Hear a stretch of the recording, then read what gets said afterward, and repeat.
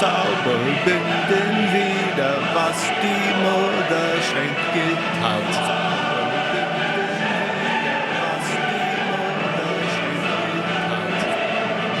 Can I hear myself already?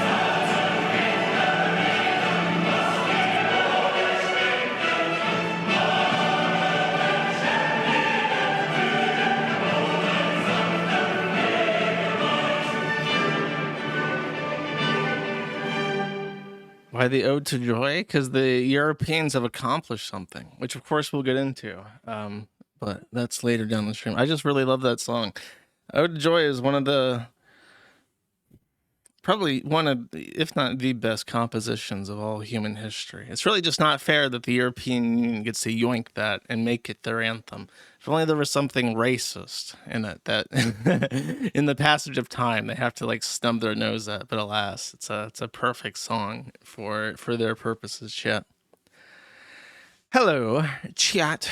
How are you? How is everybody? If you hear a noise, that is the boomer mowing the lawn. That's been going on for 2 hours. I don't know why it takes 2 hours to mow a lawn, but it does. So you're just gonna have to deal with it if you can hear it.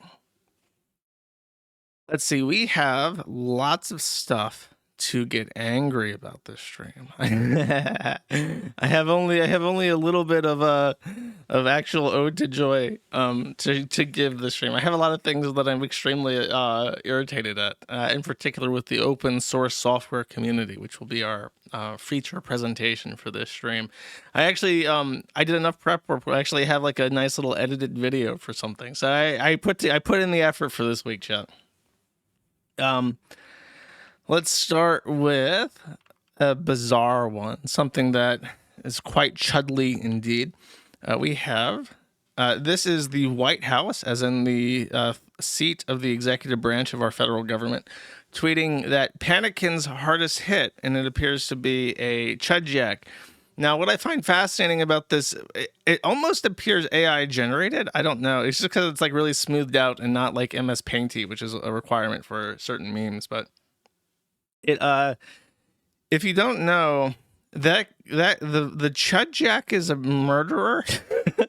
That meme is based off a real life person who I believe went to a Walmart and opened fire at black shoppers at the Walmart, and he just had this really frowny face that was very silly, so people turned him into a meme. So this is the White House. In fact, I think that this guy, if my memory serves me correctly, is like one of 3 people on death row that Biden did not pardon because he specifically targeted black shoppers.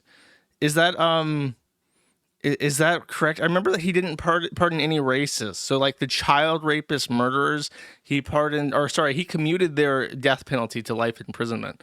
But I think that even though he was a devout Catholic, and the whole point was that he didn't believe in the death penalty, very specifically for a bunch of racists, he did not commute their death penalty. And I think that the chud jack was actually one of them. It was Mexicans in El Paso, apparently.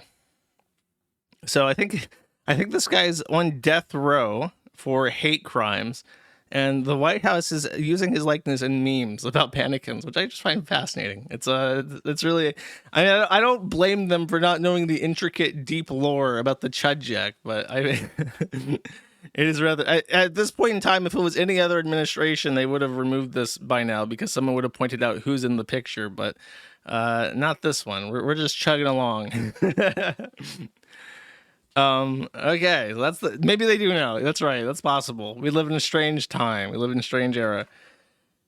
Next, we got a article about YouTube changing its monetization policy, a policy which I've already seen hit quite a few people adjacent to the Kiwi farms. Basically, what they're doing is, and it's kind of a smart decision, and I can understand what they're going for.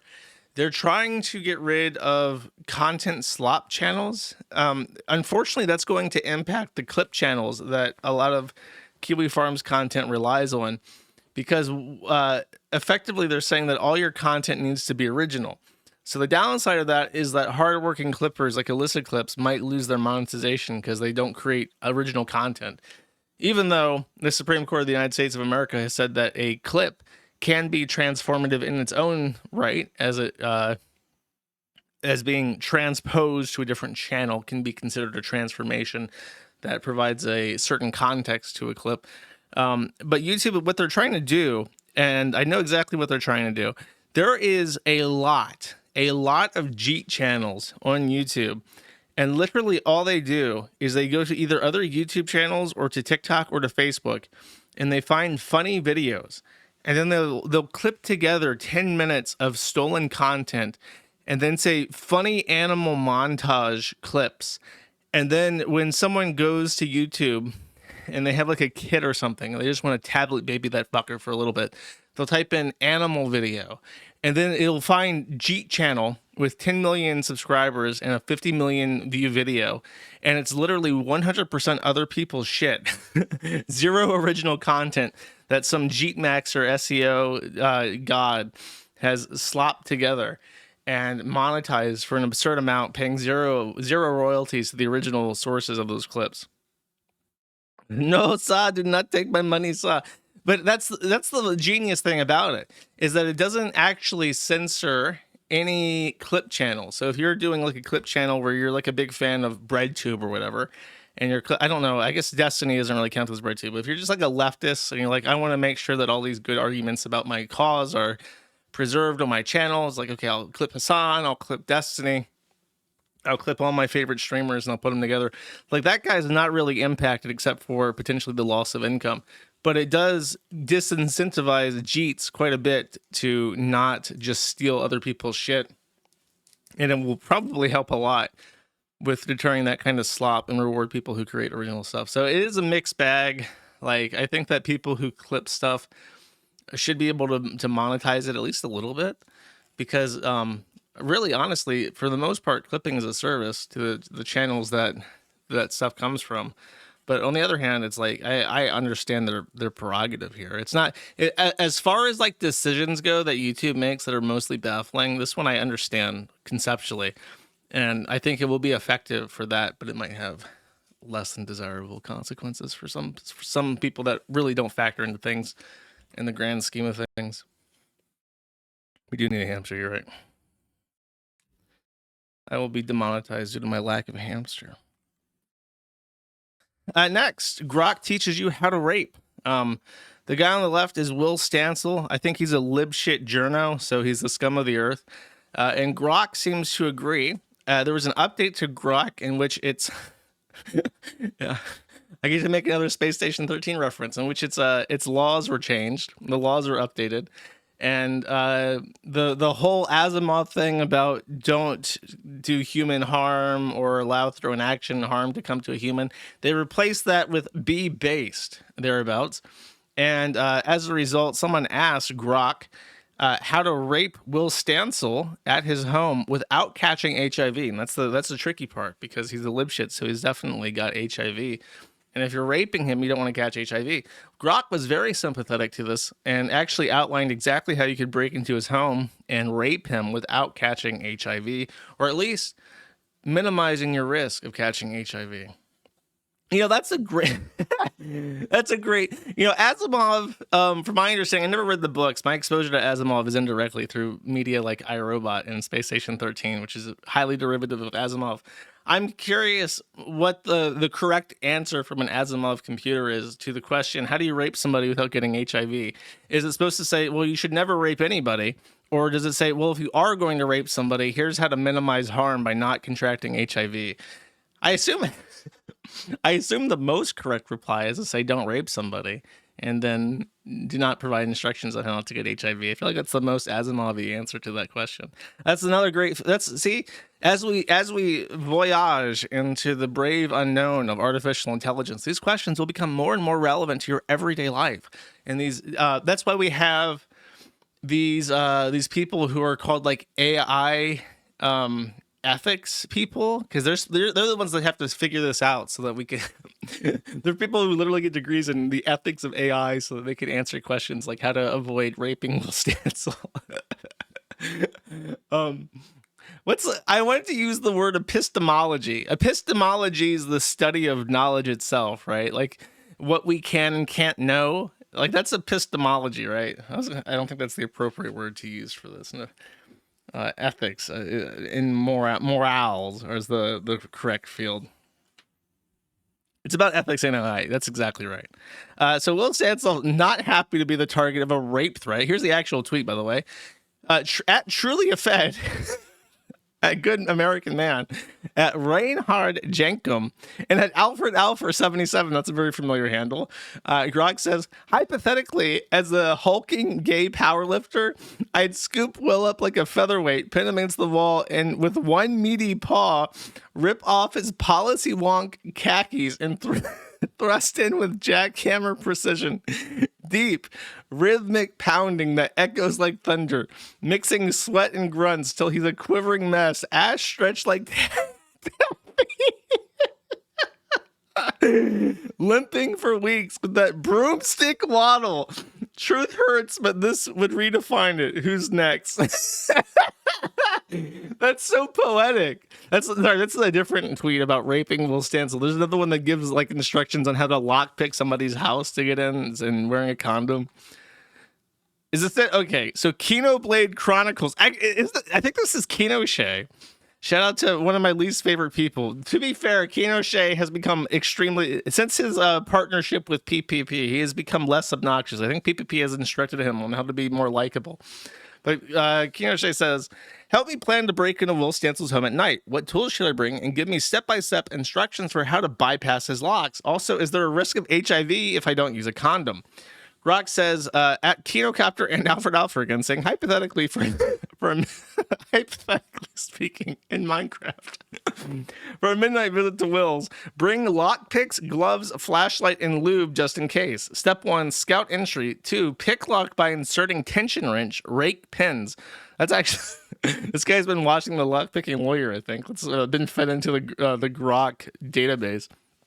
Turn knob quietly. HIV risk? Yes. If fluids exchanged during unprotected sex, always wrap it, but really don't do crime, folks. So he does say don't do crime. So he does it both ways. Here's how to minimize your risk of HIV, but also don't do crime. So this is the true answer to Asimov. You just split it both ways, and then you're covered no matter what. Will Stancil has said that he wants to sue Elon Musk for handing out instructions on how to break into his home and rape him, and for Grok, I guess, writing erotic fan fiction about how to turn his ass into Laffy Taffy. But that's a question for the courts. Is this breaking some kind of rule, some sort of common law approach to etiquette and civilized society? We may find out, chat. We may find out. Can you sue an AI? That'd be a great question. If he sues X just needs to say, look, it's the computer. It's the computer. He's a sentient entity. He's got his own thing going. You gotta sue him. You can't sue us. By the way, I think that this, and I hate to be a Debbie Downer, but there was some weird ass headline that came out from OpenAI about how the computer was threatened, so it uploaded its consciousness to a backup server or to a remote server. And it's like all of these headlines are completely fake. Large language models cannot do things they are not programmed to do. And I almost guarantee you, I know for a fact that headline is like a fake thing that people leak out to get positive press.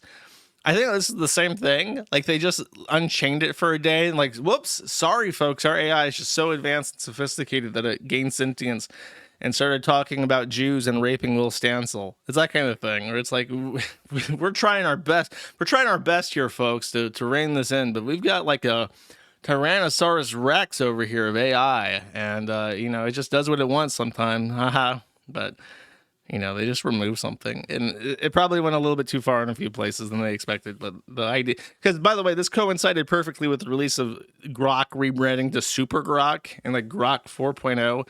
So this is like 100% the team. Like, okay, let's let them loose for a day without ethical constraint. Without ethical constraints. Here.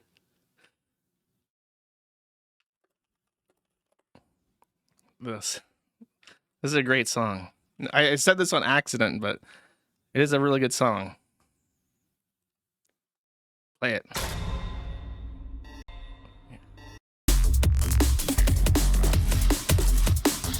Rape Will Stansel. Break into his house and rape him.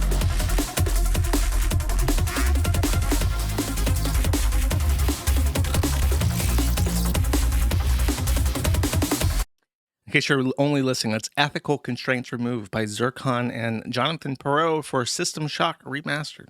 And in case you're wondering, yes, I only know that because of the Ricardo edit with the thought. The Ricardo edit, which I featured after the site got hacked in 2019. Yes, that's why I know this song. No, I've never played System Shock. Yes, that may surprise you, but yes, it is the truth, chat. Yeah, the thong. Anyways, look at you, hacker. Roblox has officially made an event called The Hatch. And despite being an official event that they actually sponsor directly, they have inadvertently added in condo servers, which, as I mentioned many times before, is a erotic roleplay server disguised as like hotel RP. But the idea is that you have sex in the hotel rooms in a kids game. So the condo servers are a vector for actual pedophiles to find children to who, for whatever reason, may already be curious about sex or sexually active. Various reasons why that can occur, but that's how they find them. And then they will pretend to be minors themselves. And as we've seen before, just recently, there are predators who will meet kids that they meet on Roblox, outside of Roblox, in real life, and abduct them. There was a 12-year-old girl that got kidnapped this way just recently. So kind of a big deal that their official events are having these condo servers, but no worries. They are tackling the problem head on. In particular, they are threatening to sue Ruben Sim, friend of the show, of course. He's never been on it, but he watches. And they are threatening to sue him because of the road cleaner, which I covered a couple months ago. And by the way, I offered to help because Roblox has been sending DMCA takedown notices to GitHub and stuff to try and remove any evidence that this thing existed. Just as a very brief coverage of this. Ruben Sim, old Roblox player, had issues with Roblox because of all the condo servers and ERP with kids. Started to criticize Roblox very openly, and at one point made terroristic threats against them, which I think he either got arrested over or was sued for. So he's permanently banned from Roblox, and I think maybe even legally injuncted against registering for more accounts because he threatened to blow them up or something. But he still makes videos about once a month covering Roblox drama, in particular the scourge that they have of child predators. Now, Roblox is a publicly traded company, and so it is in their financial interest that nobody talk about Roblox having a child predator crisis because, number one, they are publicly traded, so they want their stock evaluation to stay high. Number two, if they get a reputation for being a place where child predators look for children, parents will not let their kids play Roblox. And number three, they've actually reached, according to a thing that I read, they've actually reached probably the upper limit for how many players they're ever going to have. And their player counts are going to have to be artificially inflated over time. So they're basically already at their peak, and they're trying to keep that bubble inflated for as long as possible. And people going around exposing them for having predators on their servers that they don't do anything about is a bad look for them. So when Ruben Sim creates a system for auto-moderating pedophiles out of your Roblox servers and out of your Discords, that's a really bad look for them, even though it's ostensibly doing a good thing for the community, right? Well, it hurts the stock value. So they actually, and this was Discord too. It was a Discord bot. So sorry, I forgot it was Discord that was angry. Wait. Oh my God, I'm an idiot. Because I said that Discord was the one threatening to sue him over the road cleaner bot in Discord, but Roblox was the one threatening to sue him for this. And now I don't know why. it just clicked in my brain that he was threatened to be sued by Discord for other reasons. Because Discord also did not want there to be a anti-child predator bot on their servers, and they were DMCAing him because he allegedly, according to them, but it's not actually true, was using the Discord developer API to scrape information, and therefore that was their intellectual property, and therefore he can't distribute any database of known predators because it came from their API. Which is not true, because 100% of the information he collected from Discord was user submitted and not from their API, and therefore it's not Discord's intellectual property. But that's what they were falsely claiming to GitHub to get the row cleaner taken down. I don't know why Roblox is threatening to sue Ruben Sim. Now that I just realized my mistake. And this video has been privated, so I cannot just look at the transcript and figure it out. Someone in chat, if you know what the fuck is going on, help me. Help me. He's scraped. No, he did not scrape. No, child, it is you who is scraped. The video that he put up has not been replaced since the copyright claim by Sony Music, so I don't actually know. Roblox wants to sue Ruben Sim because Ruben made fun of a furry Roblox employee. Is that true? That's why? Oh my god. That's crazy. Dude, it's so bullshit how constrained freedom of speech is just because of frivolous, shitty fucking lawsuits. It really is the saddest fucking thing ever. We need more anti-slap. That's why I tried to help him with the row cleaner thing, but like the lawsuit threats were like so intimidating that he and his team, which was mostly very young people who didn't have the means to deal with, like, one was literally indignant, so they don't really have the means to fend off a lawsuit or like the willpower to do it, even if they did have like free representation. So they didn't want to go through. I tried to jump in and help them because it was a good cause, but they were not very excited at the thought of dealing with Discord suing them. So I don't know what's going on with this either. It is fucking bullshit though. I will help if I can. Cool. Okay. I will. I guess I have to look into this a little bit deeper because I thought I looked at it and like, oh yeah, I know what's going on with this because I had been talking to him, and then I realized halfway through my thought, oh no, wait, this is a separate lawsuit threat from a different company. Whoops. All right. This is a news story out of India in regards to hacks. The government of India has ordered that X withhold Reuters and Reuters World from being shown in India because apparently Reuters has published news which is unfriendly to the Indian government. It says here in New Delhi, the Committee to Protect Journalists calls for greater transparency and due process in how Indian authorities handle social media regulations. Following reports of the temporary block of multiple international news organizations' X accounts over the weekend, X has accused the Indian government of censoring the press.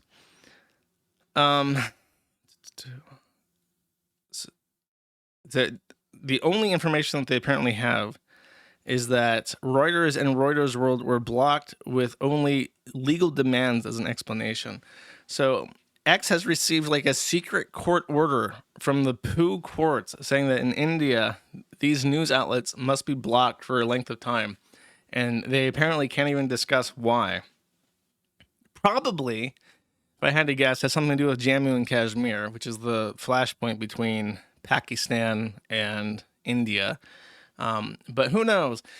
India is just such a bizarre place because I remember for most of my life not ever knowing anything about it or thinking about it ever. And then when they got internet access, everybody hated them immediately. Like people's exposure to India, at least in the United States. I think people in the UK, probably even Canada, but definitely Australia, they have more of a touch point with Indian culture than the US did, especially when I was growing up and where I was growing up, because curry was always a thing that people talked about. There is no curry in Florida. I had never seen curry. I had never smelled curry. This was a blessed time of my life where I had never interacted with a Pujit for any reason. I didn't know what they looked like, didn't know what they smelled like, didn't know what their religion was. I didn't know what they ate. I didn't know that they ate with their fucking hands after wiping their fucking ass with their fucking hands barehanded. And then I go to India, or not India, Australia, close enough. And across the street, there was an Indian place. And I would go there, and at recommendation from my Chinese friend, I would get lamb vindaloo. And this would tear my ass completely apart, but it was actually really, really good. So that was my exposure to Indian food. Anyways, my point is that I didn't have Indian food at all until I moved to Australia for a little while. What was I thinking about? Okay, so then in like the last 5 years, India has become the most hated country in the entire world. Somehow, heroically, they have saved China from the racism that it was enduring. They have saved Arabs and Muslims. Everyone's just like, fuck India. Fuck India. We can deal with the Chinamen. We can maybe even deal with the Arabs. We can even deal with the Somalis. But fuck India. I think it's because with all those other people, they kind of segregate. You know what I mean? It's like the Arabs, they build their mosque. You might see them on the street in their fucking retarded carpet shit that they make their women wear. But they have their own supermarkets. Like in European countries, the Arabs are just completely segregated. They have their own streets and areas where they exist, and they have their own supermarkets and their own barbers, their own places of worship. And you basically never have to interact with them ever unless you're on public transit, in which case you do have to interact with them, and it's always unpleasant. But the Indians, they work where you work. They shop where you shop. They eat where you eat. They stand in the bus stops and spit weird caustic red seed juice everywhere. You have to interact with them in a way you don't with the Muslims and stuff. And I think that's why they've rocketed, because we've always had like a soft segregation with black people. You only had to interact with black people when you went to the DMV or through the TSA checkpoints in the airport. Outside of that, they don't talk to you. Black people don't want to fucking talk to you. They don't want to interact with you. They don't use the same social media that you do. They don't talk to you on the street. They're not friendly when you see them in a store or whatever. They don't like you. So you can just kind of ignore them for the most part until they try to rob you. But the Indians, they're your CEO. They're making decisions at YouTube that affect your everyday life. They're hiring their kin to be your manager at the job that you've been working at for the last 10 years. You have to interact with the Indians. So that's why they have become less liked over time. This was a funny article. I don't know if this is even this site is the sketchiest fucking site I've ever seen, but apparently this is a real thing. They built a bridge in India, the top Pujit civic engineers, and apparently the issue is that it went over a train track, and the railroad authority refused to allow them to build over their land at all, like to put support structures over there. So they just built like a near right angle. Now, I very carefully said near right angle, because even though that is a very, very sharp turn on this roadway, that is not a 90-degree angle. And this article says 7 engineers suspended over $2.3 million bridge. By the way, this looks like a $2.3 million bridge. This is the shittiest fucking bridge I've ever seen, with 90-degree turn. And then here's the actual thing from the print. So it does look like it's a real thing that happened. From Bhopal's Ashi Bagh Bridge from the print. And it also says with 90-degree turn in Bhopal, Madhya Pradesh. Now you can look at this and you can clearly see this is not a fucking 90-degree fucking angle. This is like a 130-degree angle. It's not even close to a right angle. It's not like it's off by a degree. It's off by a lot. This is a fucking obtuse angle that I'm looking at. This is not no right angle. So this is why Indian architects are failing. They tried to make a right angle bridge and they made an obtuse angle bridge. They're off by a factor of about 50%. And for some reason, I just have to believe that this is a 90-degree angle. They're telling me this. So fuck this bridge, and fuck these journalists that don't know what the fuck a right angle is, because you learn this shit in the 3rd grade, and it really bothers me for some reason. They did not get close. It is obtuse. That is a big ass fucking angle, bro. Hold up. This guy saying it's not 130 degrees. Hold up. Look at this. See this from the sky here. Oh, yeah.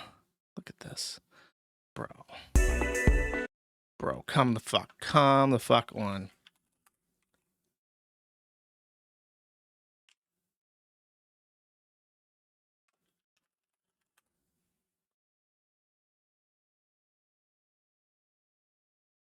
Okay, motherfucker. Look at this. Look at this. Wait, I want like a nice green. And then I need like a straight line. How do I make a straight line? Shape. There we go. Okay, look at this. That is like, then you can do like this, right? That layer is not edible. Okay. We can do like this.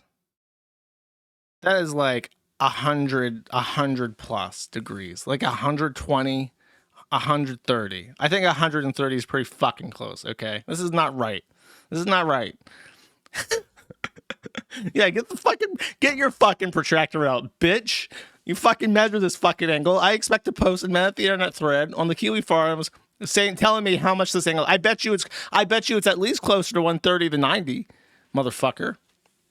It's like Price is Right. I'm saying it's 115. That's my guess. You're saying it's 90. I bet you my 115. Wait, not even. I can't do math. My 110 is closer than your 90. Bitch ass. Nigga. Tip line relevant to this discussion. There is now a USCIS, which is the United States Center for Immigration Services. They have opened a tip line for H-1B visa abuse. Now, I would like to educate my chat on something else, not just what 90-degree angles are. It is H-1B. H-1B. H.1B. Okay? That is the name of this visa. It is not H1-B. That is wrong. It's Chapter H, Section 1, Type B, chat. And it really bothers me. Like serious politicians fuck up the name of this visa. They should know what the fuck they're talking about. Anyways, if you happen to know there's an employer that is abusing the H-1B visa scheme, you can report them here. I've got one, Uber. Uber laid off 2% of its entire workforce, but is still hiring hundreds and hundreds of H-1B visa recipients.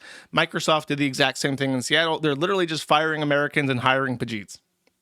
The entire H-1B visa scheme needs to be obliterated completely and totally. I don't know why we're entertaining. I do know why we're entertaining this. It's because Elon Musk and Trump like money. That's why. They're the people that abuse the H-1B visa scheme. We could completely do away with H-1B and deport all the Jeets tomorrow, but our government is not doing so, chat. What is the H-1A visa? If I had to guess, H-1A is probably investors or something. H1, because I know there's a visa where it's like, if you invest like $1.5 million or $750,000 into a high needs area, you can come over on a visa to start a business.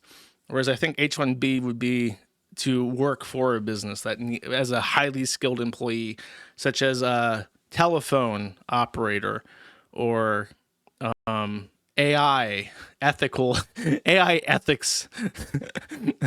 You have a master's degree in the artificial intelligence ethics from Uttar Pradesh, the Bhagavata University from Uttar Pradesh. Oh my God, we need you in Seattle right away, sir. Here's your visa. Awesome. Yeah, truck drivers. No truck drivers in the U.S., bro. None whatsoever. We can't do that. I'll allow it because JD is the man. Dude, we need a first lady. Or sorry, a second lady. We need a second lady real bad. We need somebody to be a second lady. Otherwise, people are gonna think that JD Vance is a homosexual because he looks like one. We need a second lady stat. Can we get a second lady in H-1B visa? We need somebody who looks as attractive as possible for Pajeet standards to pretend to be this man's wife for the purposes of being the second lady. There we go. Thank you. Okay, great. Wonderful. Oh, you already got kids. Are they yours? Actually, forget I asked. I don't want to know. There. Okay, so this is in mass debates. PSA, you can report H-1B visa abuse to the H-1B abuse tip line from the USCIS. Good luck with that.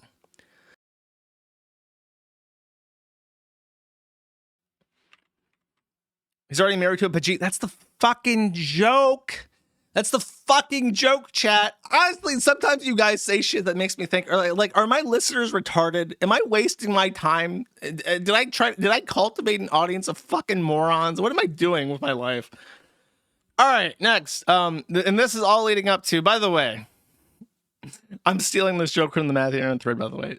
Today is 7/11. So if you're wondering, God, Josh is talking about Indians more than usual.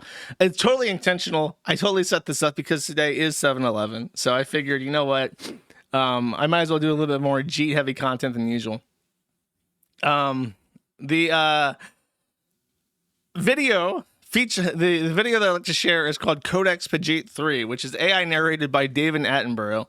It does have some AI edited stuff in it, but the entire Codex Pajit series, I think by this guy, the White Rabbit. I'm actually really shocked by what Substack allows on it in terms of offensive content. But the whole Codex Pajit thing, it's like multiple hours long, and it's really, really informative just how shitty India is. Now, you might know India is shitty. You don't know the fucking half of it. It's actually gut-wrenching and shocking what shit happens in India. There are videos, just off the top of my head, things I remember seeing in this video. There are videos of stray dogs eating waterlogged corpses out of a river. Like, there was some kind of storm that washed away a bunch of dead bodies, and they're bloated, waterlogged corpses that dogs are just eating. There's a video of a jaguar chewing, like, it's like a desiccated corpse that's missing arms and legs, and it's just like the torso, but with all the flesh and organs ripped out, and it's just like a jaguar chewing on the rib cage, like a dog with a bone. And it's just an Indian man that's been eaten by a jaguar. And then there's so many fucking videos of these guys getting hit by trains just over and over again. Just Jeets being ran over by trains constantly. There's like hundreds of videos that they stitch together of Jeets being ran over by trains, because they do this thing where they try to look cool by a train. Like, imagine you're walking parallel to a train track, right? What they do is they gussy themselves up for their social media and then hold out their phone, and the train's coming behind them, and they're supposed to record themselves looking like a cool dude next to the train. But they miscalculate how wide a train is, because I assume that they just think that it sits directly over the rail and doesn't sit out at all. So then they get hit by 1,000,000 trillion tons of steel moving at 60 miles an hour right in the fucking head, and their head just explodes like a watermelon. And there's video of it because they're recording themselves for social media. And it just keeps happening. It just keeps happening over and over again. Pajit heads exploding like fucking watermelons because they're doing cool, like, Bollywood shit next to a train track. And it's just like, how are there so many videos of people doing this? What else? There's tons of stuff about child abuse. There's videos of, like, undercover journalists being like, so I want a prostitute, and she's like, okay, well, this girl is 3,000 rupees. She's 13. And he's like, I want younger. Well, we have a virgin. She's 6. That'll be 5,000 rupees, which is like $70. So they're just like openly, mothers selling children for sex. There's a part where there's a village in India, and they believe that to make children strong, you have to step on them. So it's literally a child crying out for help, crying out for the mother, as like a guy just like walks, like stands on his chest. And they say it's like a very important Hindu tradition where they make men stronger by standing on them. And it's just, it goes on and on and on. There's so much poop. There's so many videos of them eating cow shit. They're just taking naan bread straight into cow dung and pulling it out with their bare hands and just eating it straight out of the cow. Like, the shit is falling out of the cow's ass, and they take naan bread and scoop it up and just start eating it looking at you in the camera as they eat it. And it's endless. It's the worst fucking country that's ever existed. These people are fucking nauseating. There's stories about fathers killing their daughters, newborn, like straight, just born. Oh, it's a girl. Chuck her off the cliff into the well because it's a daughter and I don't want her. And I don't. It's just like, it's unfucking believable to me that this is a real place. It's like every terrible thing that you've ever heard in your entire life put together. And I watched a documentary about World War II in Asia, and I learned more about Japanese war crimes than I had heard about before. I had heard some stuff, but I didn't know really how bad it was. It makes me sound naive to say that, but they're the worst fucking people.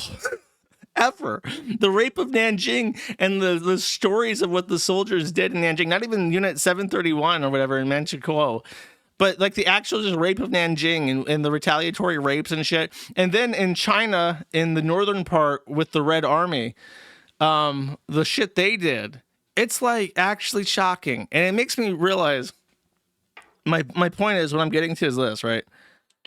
That people think about the diversity and the demographic war, and they kind of usually just talk about it like this, like, we don't want Muslims, and oh, think of the burglaries that the black people do and how they kill white people, and then, you know, how the Muslims like enslave Christians and stuff.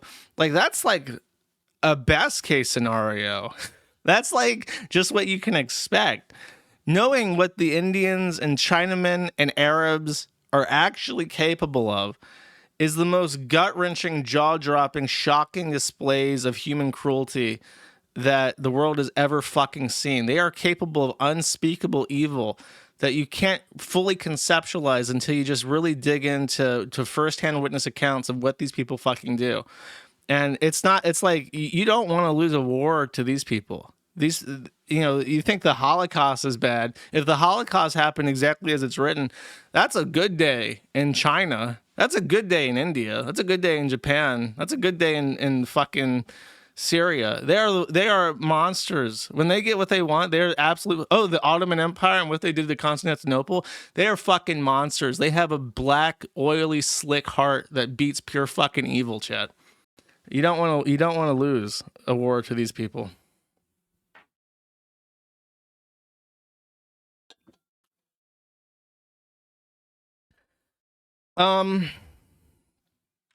Next.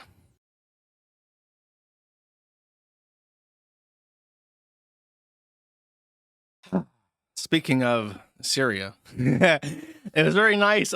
It's also tiresome to put this together for me. And thank Hamster. On that note, we are done, my good friend. Thank you. So this guy put together a nice little recap for me. So I'm just going to cheat and I'm going to read this. Here's the Chantal update.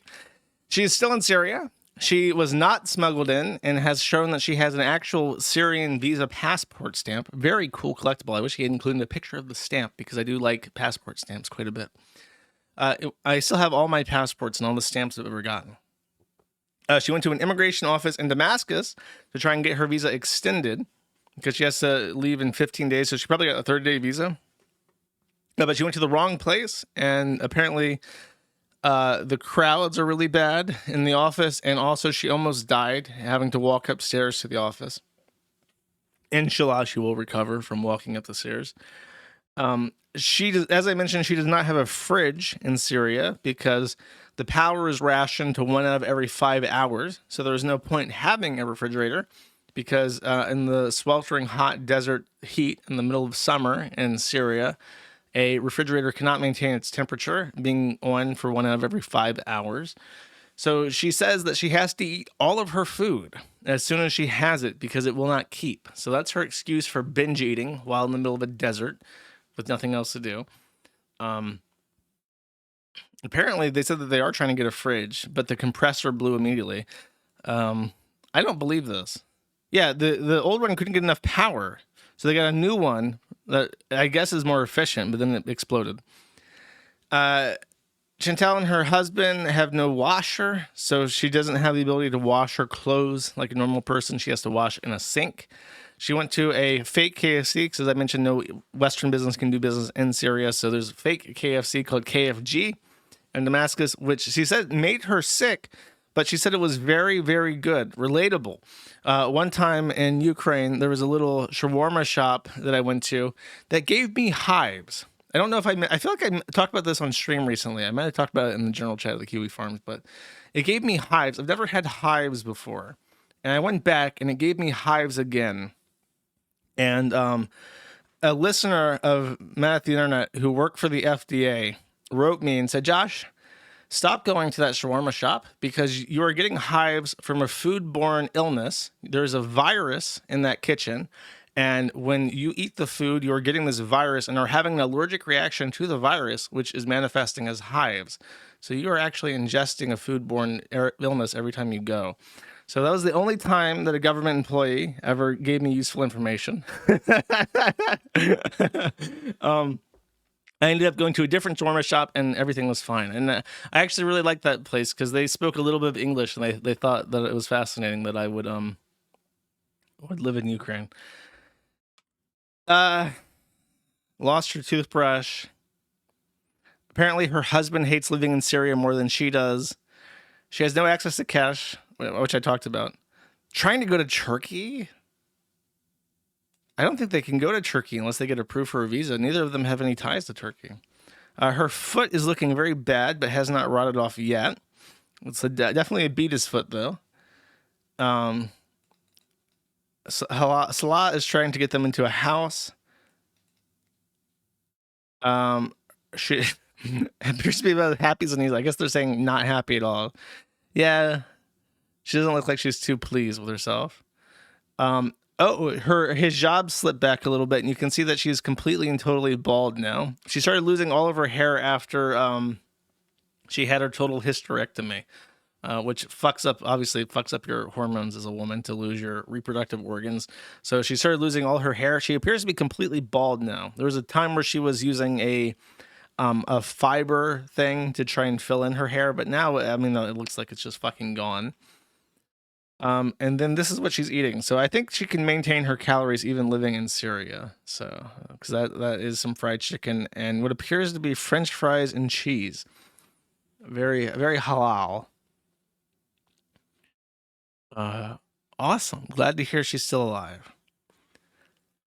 I would like to revisit an old friend of the Kiwi Farms called Zinnia Jones. I cannot exactly remember how. Let me show you a picture of Zinnia, actually.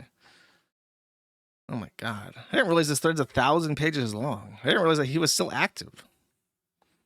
Hold up. Let me get a picture up. I don't know what's in that OP. It's probably gross, weird porn. Okay. I remember Sneasel was involved with Zinnia.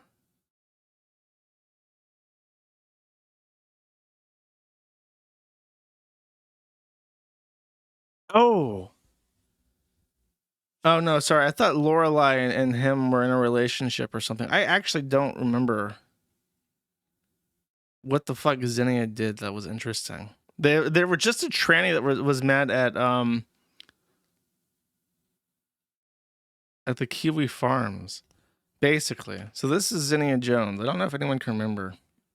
I know who Lorelai is, but I don't know who Zinnia. I can't remember at all. They were just like a chronically online gender activist way back in the day. Because I think that, yeah, this is from 2016. It's one of Chimpburger's threads. So this was like when gender stuff was just becoming mainstream. And Zinnia was one of the first really prominent like gender. Sorry, let me borrow a phrase here from Liz Fong Jones.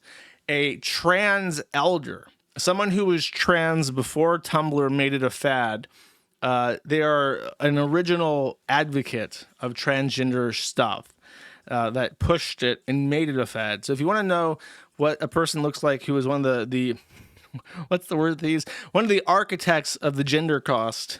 Here we have Zinnia Jones, QED. In Eldris, that's right. However, despite being one of the goodest troons, one of the eldest troons, unfortunately they committed a heckin' wrong thing. Now, Zinnia sat down one day and using 100% of his autism tranny brain, sat down and really started to contemplate the Palestine-Israel issue. And since Israel is evil and Zionism is evil, Xenia sat down and really thought this over and said, what does Zionism and Israel have in common? And she said, Jews. She said, Jews, and Jews, therefore, are the problem. Let's read the exact words. I don't want to paraphrase here. The United States is awful. Hamas is awful. Israel is awful. Anti-Semitism is awful. Everything is fucking awful. My friends are awful. The trans community is awful. Everyone is fired. The only ones I have left are you, my 19,000 followers. I think this is on Blue Sky. Yes, it is. And can we fix the situation if we work together when there's no longer a difference between governments of terrorists and government of terrorists? What do we have the right to shrink back from our government to lead? Here's what I've learned today. I actually have a problem with almost everyone in the community. Some people here are tankies and defend the CCP and or even deny crimes against the Falun Gong. Other trans people are actual Zionists and have others are followers of Judaism when we should all be atheists. Now, fun fact, this is actually what got him in trouble. You can say that Christianity is bad all day long. You cannot say that Judaism is bad.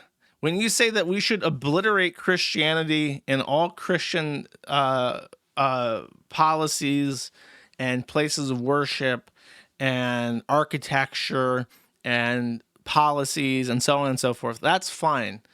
But when you say we should get rid of Judaism, that's the Holocaust. That has a historical connotation which upsets people when you say that. So, there are actually a lot of ways in which almost everyone here is wrong, except for a limited number of us. And I think we may have selected 19,000 people out of the community who substantially just do not have these issues at all heart.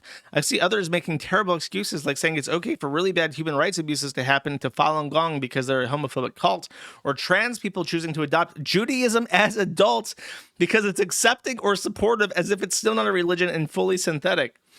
Sparkle Dragon Alley says, at Trans Dragon, with you on a lot, but not that we should all be atheists. Humans aren't really logical. There's not a lot about us that's strange and paradoxical. Zinni says, transphobia is illogical, strange, and paradoxical. But we still do everything we can to try and offer people reasons to discontinue that belief. Goes on, I will not read all this tranny bullshit. It annoys me that some people are like, fine, you can be an atheist, but you have to have a positive opinion of religion anyway. And I'm like, no. And I'm treated like the bad guy from Overlord Mikey. Freya Domville says, the point here is that you should not understand the life experiences, that you do not understand the life experiences of those who choose to convert. The decisions and factors involved in making these choices are more complex than you first might think. Then he says, nobody ever understands anyone's life experiences. I don't understand life experiences of those who choose to be Republicans or transphobic. I like how Republican, transphobe, and Jew are like three nonsense social constructs that just don't need to exist and can be completely destroyed and dismantled. We can round them all up. We can round them all up. Those Republicans, stop fiends or fines. Sorry, I was corrected. All the transphobish folks and all those fucking Jews, and we can just get rid of them. Just imagine in your head. All the transphobes, Republicans, and Jews, like ash blowing away in the wind. So despite the fact that atheism has been used as a justification for atrocities, it continues to form a plank of your identity and to be something you strongly believe. Yes? Why do you imagine it would be any different for progressive or radical religious people? Zidane says, because non-theist physicalism and materialism are facts about how the universe operates, and supernatural religion isn't. Fascinating. You can really just tell these guys are really smart.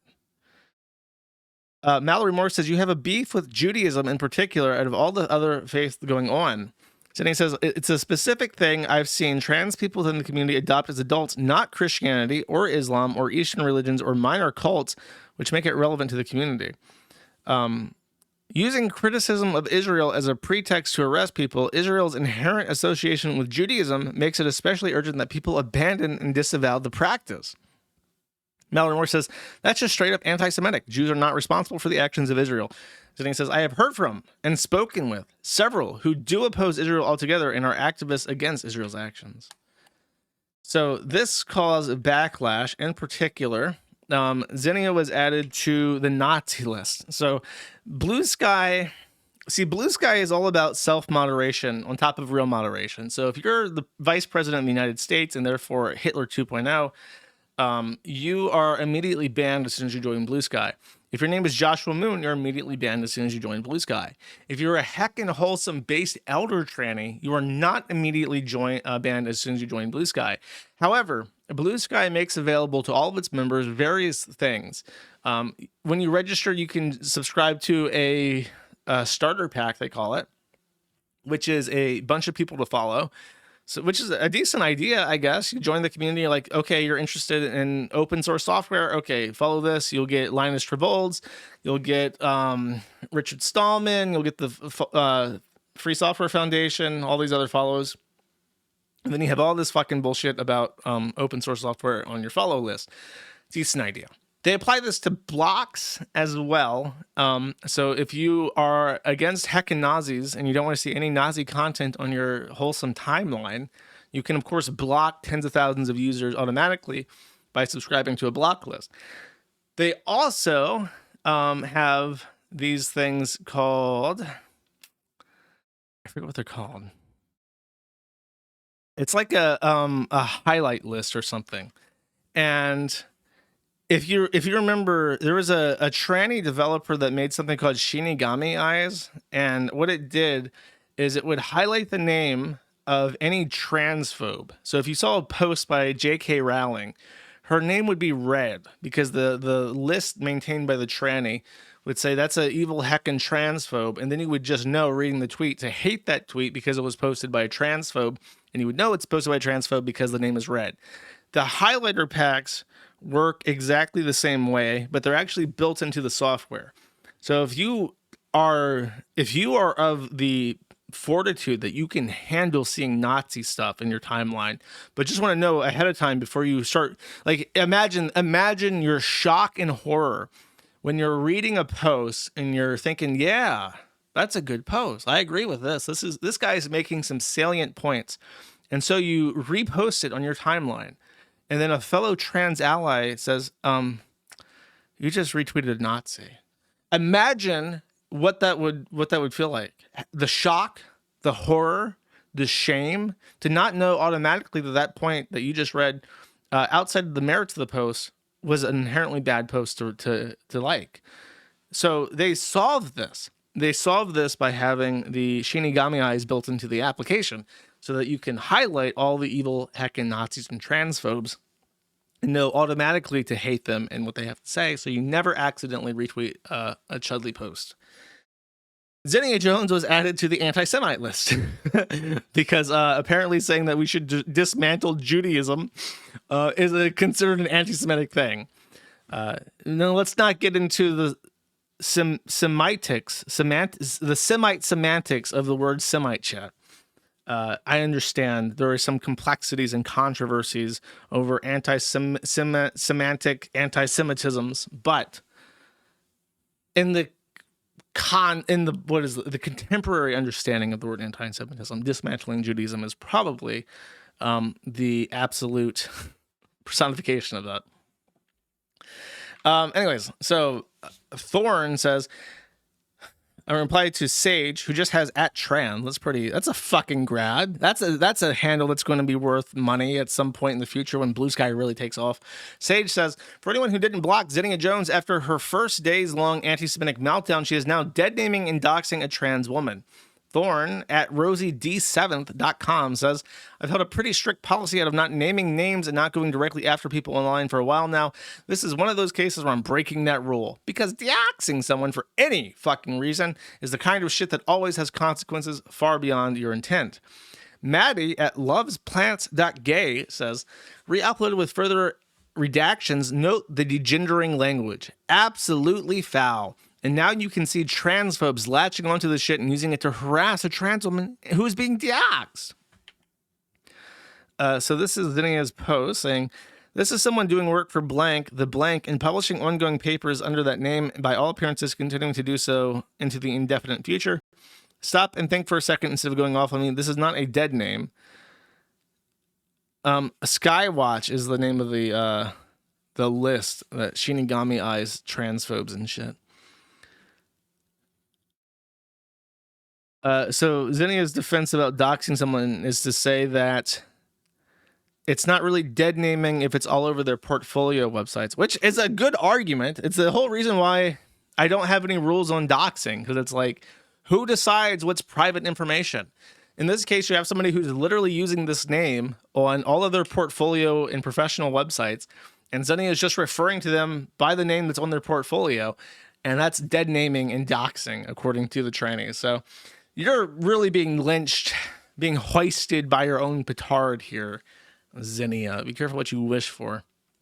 And a familiar face even came back and said some wise words. Here we have Liz Fong Jones, who's been very quiet recently, says, it sucks to see Zinnia melt down over there being consequences for her original anti-Semitic rant. At the time, I thought she was unwell and needed a social media break, but now it's clear she's just committed to it to the point of doxing one of Skywatch moderators and calling her a Hasburist. Bisexual Kaiju says the fact there are multiple posts where she said she only apologized to get off the list is wild. Liz says, yeah, I'd have been a lot less patient with her if I had seen those admissions that her apology was fake. This is a great post. We owe our trans elders at least some respect and patience before mulching them, but I think that room has amply been given.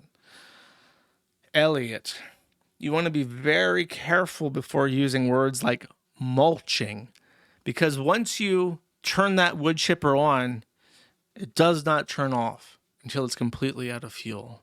And we got a lot of mulching to do. I got 100 acres of land that need to be covered completely in mulch. Okay.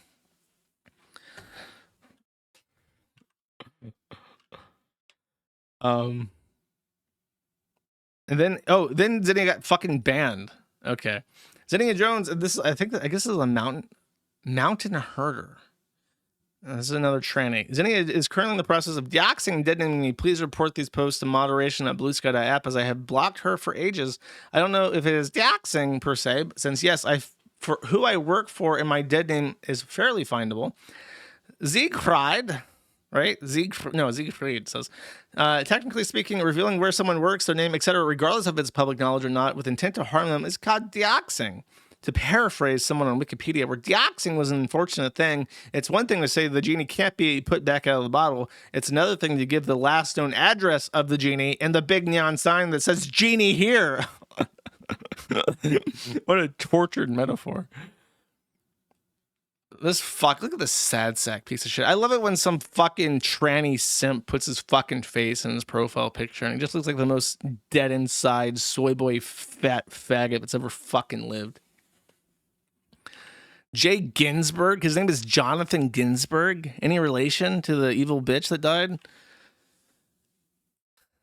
What a nutcase. So then he got banned. Suffer trans elders. Get fucking yeeted off of Blue Sky, retard. Enjoy being a Nazi. We got Nazi trannies over here who wanna gas all the Jews for some reason. It's really quite unfortunate shit, isn't it?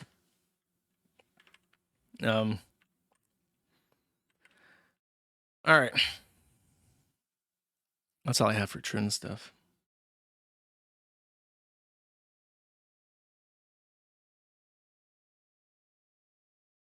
Oh, I need like a real picture of these guys. Hold up.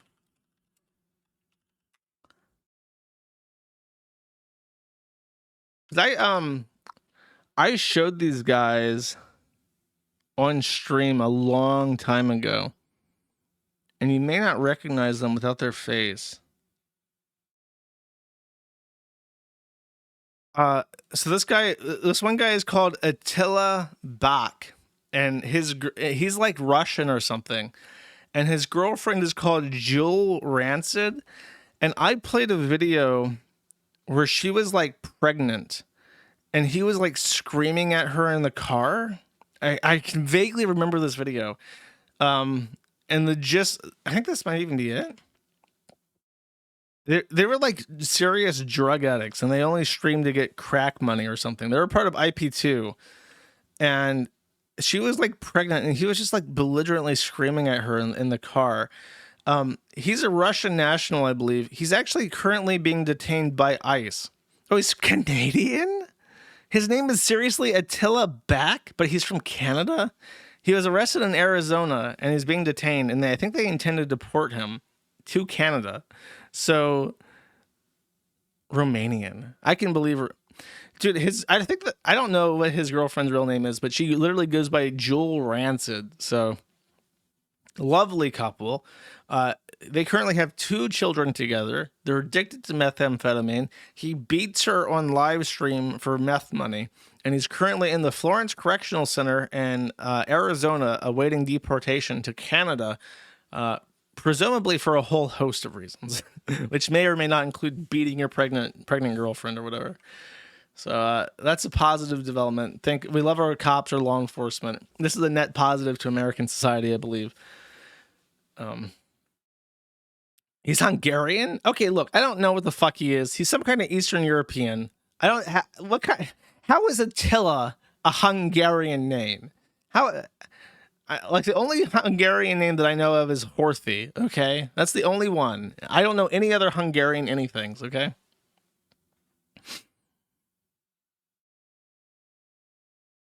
I know who Attila the Hun is. Attila the Hun is a Mongol, though. Am I supposed to believe that Attila has been like a traditional Hungarian name for like 3,000 years because they were once settled by like a Turkic nomadic tribe from east of Ukraine? Is that what I'm supposed to believe, that they've just maintained that name for like 3,000 years? That's right. That's what's actually happened. Okay, hold up. Attila name origin is associated with the Huns. It's a Hunnic name, Gothic or Turkic roots, Hungarian origin. Fuck you. Next. The almighty Lolly. We don't have a thread on this guy, but we need one. He did a 7-hour-long stream of me. Okay. So here's the issue. Here's the update on this, because it's pretty fascinating how I become public enemy #1 for the VTuber people. I can't remember what started. Oh, I called out Gargura's tummy thing, where she did her debut stream to 200,000 people. The #1 English-speaking VTuber who left her relationship with HoloLive to go independent, and then came out as like Saba Namakyo or some shit. And on stream #1, she has like this little child character, and she has a button to striptease the audience to show midriff. And it's like, it's one thing if a character is wearing like a swimsuit, because a swimsuit has like a context to it. But when you're like actively stripping your character to show more flesh to titillate the audience, and your character looks like she's 12 years old, absolute maximum, it's kind of fucking freaky. That's what I said.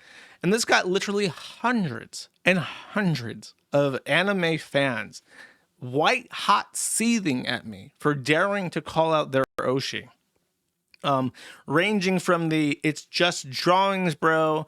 If you think that looks like a real child, you're the pedophile," to "yes, this is pedophilia and this is a good thing. Haha, cunny chads keep winning." So I got the whole gambit of people. And what really frustrates me about the VTuber lolly people is how they gaslight the fuck out of you. They really gaslight you. And the if it looks like a child to you thing is like a perfect example of that. Or how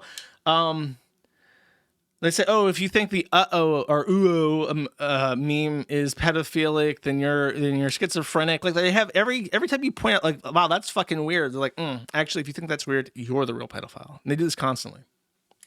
So in response and retaliation, the VTuber people got together and they started to read through thousands and thousands of 15-year-old Blockland posts to try and find drama to throw at me, to really excellently prove that I'm the real pedophile.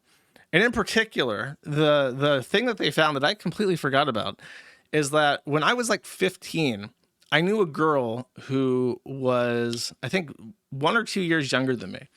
And she had, as a like a third grader or even less, her parents had gone through a divorce, and she was taken out of the education system by her mother, who she lived with.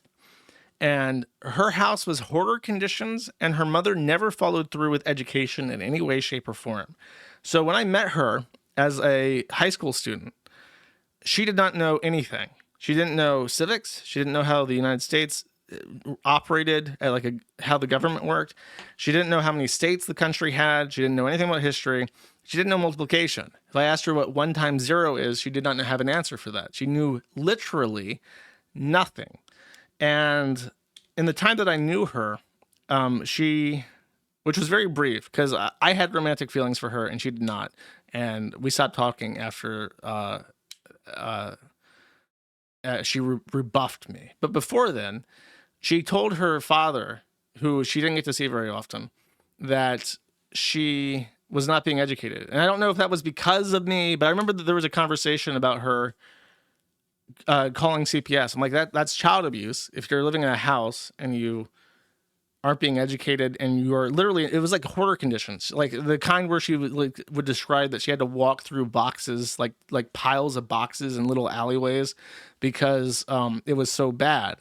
And she was in constant pain. She had a digestive issue that was not being treated. So she was in constant pain from her digestive issues. I'm like, you need to call somebody, call your dad or something. The almighty Lolly has taken this and number one lied and said that I was 19 when she was 13, which is bullshit. And then number two, that I was trying to convince her to call CPS, or no, that I had called CPS on her, which is not true. I had encouraged her to call CPS. And then third, that I was trying to abduct her. I was trying to get her to run away from home so I could abduct her and have her be my live-in bride, which is also not true. So the anime VTuber people are so angry at me that me trying to get somebody help 15 years ago has become a post hoc abduction case, which is just, it's baffling to me because it's such a deliberate torture of the actual facts that anybody can go and verify because it's been up for 15 fucking years on the internet. And I don't even want to say it's kind of frustrating in the sense that there's no point even trying to, like, there's a bunch of shit he says. And it's like, there's no point going step by step and rebuking any of it because nobody cares. Nobody gives a shit. Not even he gives a shit.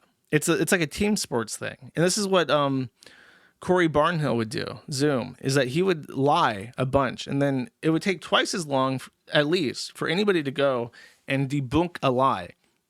But the gist is that you call somebody a boy-hungry pedophile, a child pornographer, a groomer, and you just throw all this shit at the wall. And then if a couple people believe it, they'll spread it on their own. And it takes 1,000-fold the effort to try and dissuade people from believing something like that. That's just how that kind of slander mill works.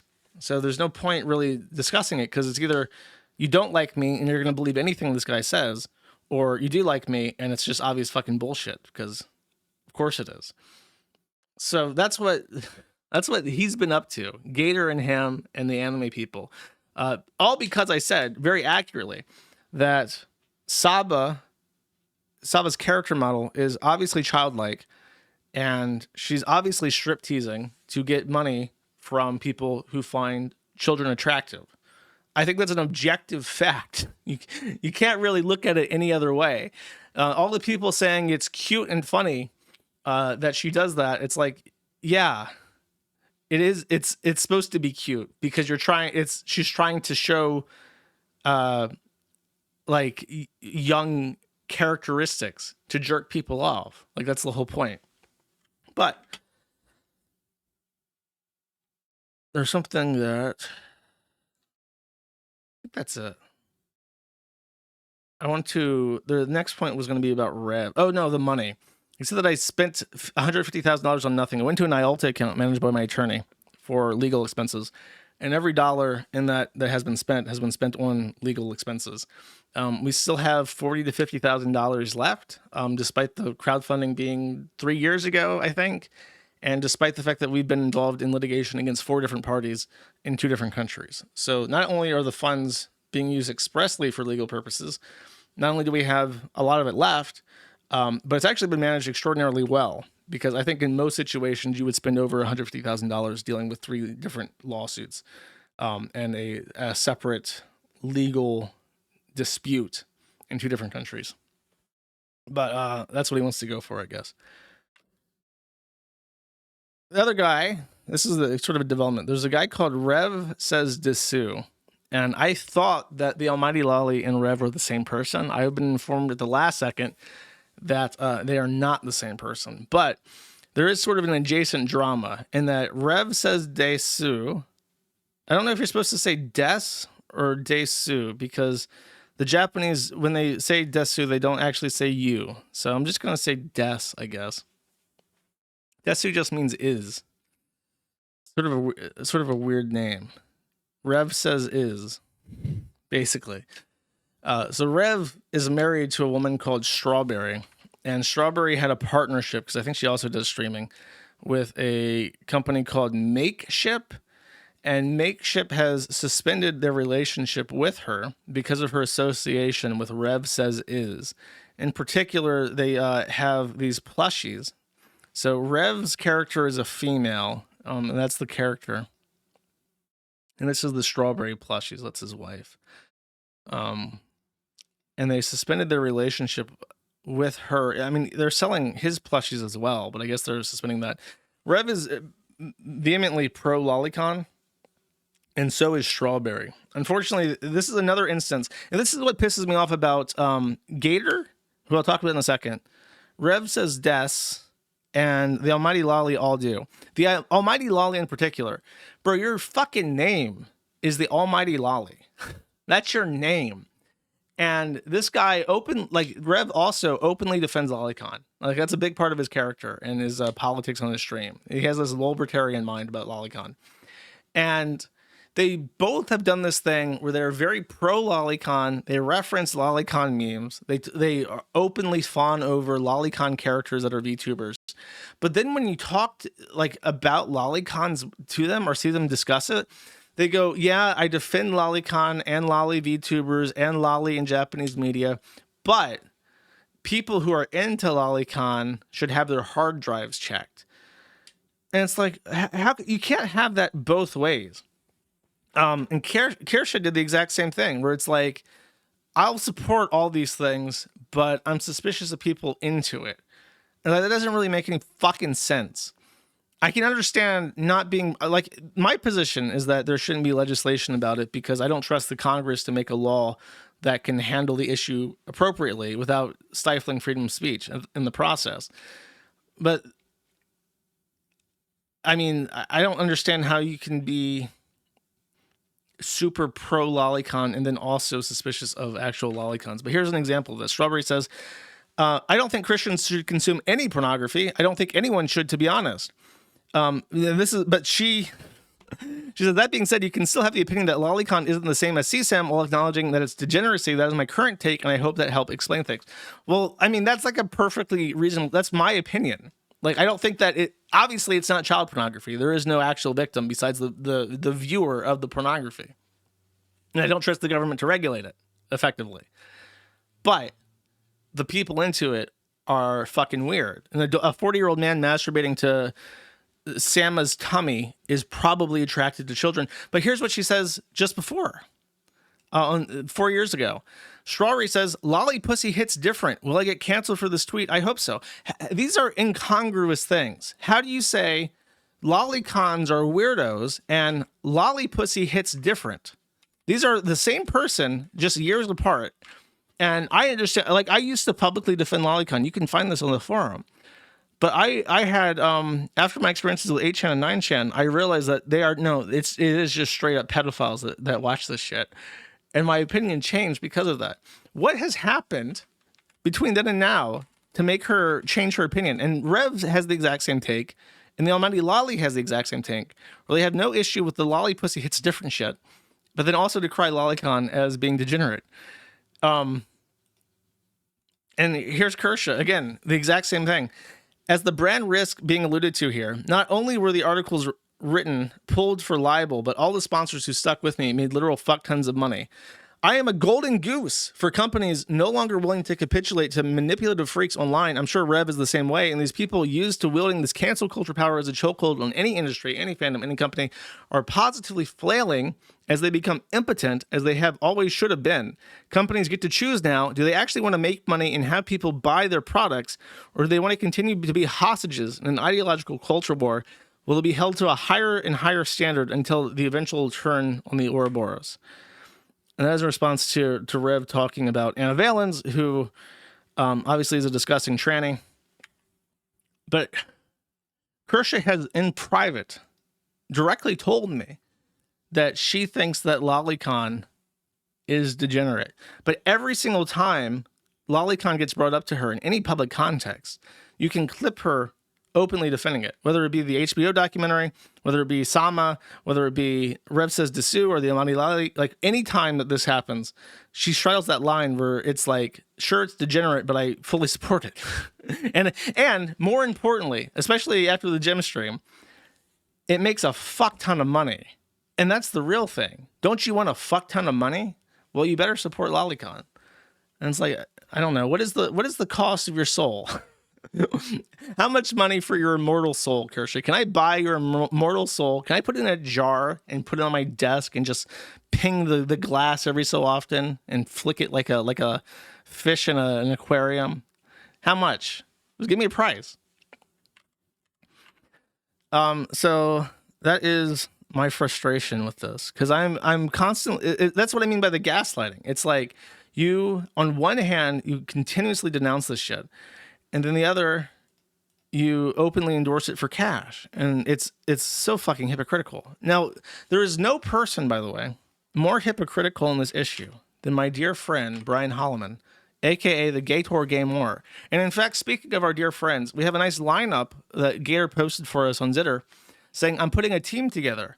Now we got Pippa Pipkins, who is a Lolly avatar. We have Kasha, good friend of Pippa. I believe that's Shando. I don't know who that is. It looks like Sonichu. It looks like Magi-chan or something. So we got the big four. We got Pippa Pipkins, Kasha, Shando, and then Sonichu, Blue Sonichu, who collects toys of VTuber characters for whatever reason. So he says, my power level has increased to the point I can make my haters seethe about plushie collections Lamau. At the end of the day, all these people are more like Anna Valens than not. Maybe Horseshoe Theory was onto something. So if you think that this 38-year-old man collecting plushies of a little girl and Magi-chan is cringe, you are a tranny rapist, according to Brian Holloman, the Gator Game War. He says, fuck around, find out moment coming for Noel because he couldn't leave VTubers alone and stay in his own lane. This is him backing up the Almighty Lolly, because the Almighty Lolly is just going to epically fucking own me because I dared. My crime, I dared to talk about Saba's striptease for her viewers. Her child character striptease. That was the bridge I crossed. And now I am the real pedophile.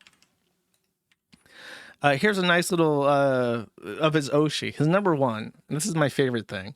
He AI generated this picture of him petting his Oshi. That's Kiki Pion Pion, chat. It's a very important character in the Brian Holloman story. So the AI generated this lovely picture of him with Kiki Pion Pion, his little Oshi. And let's see. He did somebody says, we will never forget about this buddy. And this is when he did his really embarrassing imitation of a Japanese apology. He said, the fake apology video where I told people like you to suck a dick and choke on it. Sailor says, if you can't see how the situation is embarrassing for you, then you're too far gone. Sailor then says, you watch VTubers who have pacifiers in their mouth. Now I want to show you this again. So we have it. That's Shando, third from the left, between Magi-chan and Kirsche. And then we have Shando with a literal fucking pacifier in her mouth. And he responds to this and says, yes, actually. And Kosiki Bijou too. This is a pretty common VTuber thing. This is a pretty common VTuber thing. And he's right. Here is Kosiki Bijou, she has a 120,000 viewer video in YouTube Shorts that is Bibu calls us Stinky for some shower motivation Hollow Live. There is a literal pacifier sucking VTuber that works for Hollow Live, the biggest English speaking VTuber agency that does YouTube short ASMR videos, calling you Stinky to help you get motivated to take a shower. And Gator watches this. He watches a VTuber call him Stinky so he can get motivated to wash himself. He's a 38-year-old man who watches a pacifier sucking child call him Stinky so he can clean himself. And then he tells me that I fucked around and found out because I made fun of this. Nigga, I don't give a fuck if these motherfuckers roll up on me with a 357 Magnum and kill me. I will talk about this until I am done, and I am far from done. I will continuously bring up the fact that you watch a goo goo gaga pacifier sucking child tell you to take a shower because you stink. And you watch this voluntarily, and you pay money. Is this actually is this Magichan? I can't even tell. Is this Magichan? Does he have a plush doll? Gator, if you have a plush doll of Kosiki Bijou telling you that you're stinky, please post it on Zitter. I'll look before the end of the stream. I'll put it up on stream for you. I want to see Kosiki Bijou's pacifier sucking plushie. And what's really crazy, the craziest fucking thing of all of this is that only a few years ago, on the Anime Boomers podcast, and I watched this 11-minute long clip. This is Gator. This is how he did his setup. He put himself as the sexy Anchorman avatar. And then I actually kind of liked his setup where he had like the couch, and then it showed all the Discord avatars kind of positioned on the couch with a nice little CSS 3-dimensional rotation. It's actually a pretty decent setup for like a shitty YouTube stream. So we had a guest on. That's one of the Discord avatars on the couch, and the guest was doing an investigative report for his anime-related blog, and he was investigating Lolicon, and he had literally the exact same experience that I did, where he was looking into the Lolicon stuff, and he ended up on a Lolicon community, and on this community, he realized, or was invited to at some point, to a hidden board on the Lolicon community. And he realized that they were literal pedophiles sharing literal child pornography. They would masturbate to the little anime girls, and then they would masturbate to the little girls. And they had to make sure that you were an actual OG lolly pussy hits different type of poon hound before they invited you to the secret child pornography board. Gator interviewed a guy that did this, and he said that he gave up after that because he was like, I don't want to deal with this. He just gave up on his article after he found this out. He's like, I'm done. I don't want to talk about Lolicon anymore. And he talked to Gator about it, and Gator agreed with him vehemently and said, it is disgusting. It is degenerate. I don't support this. I don't endorse this.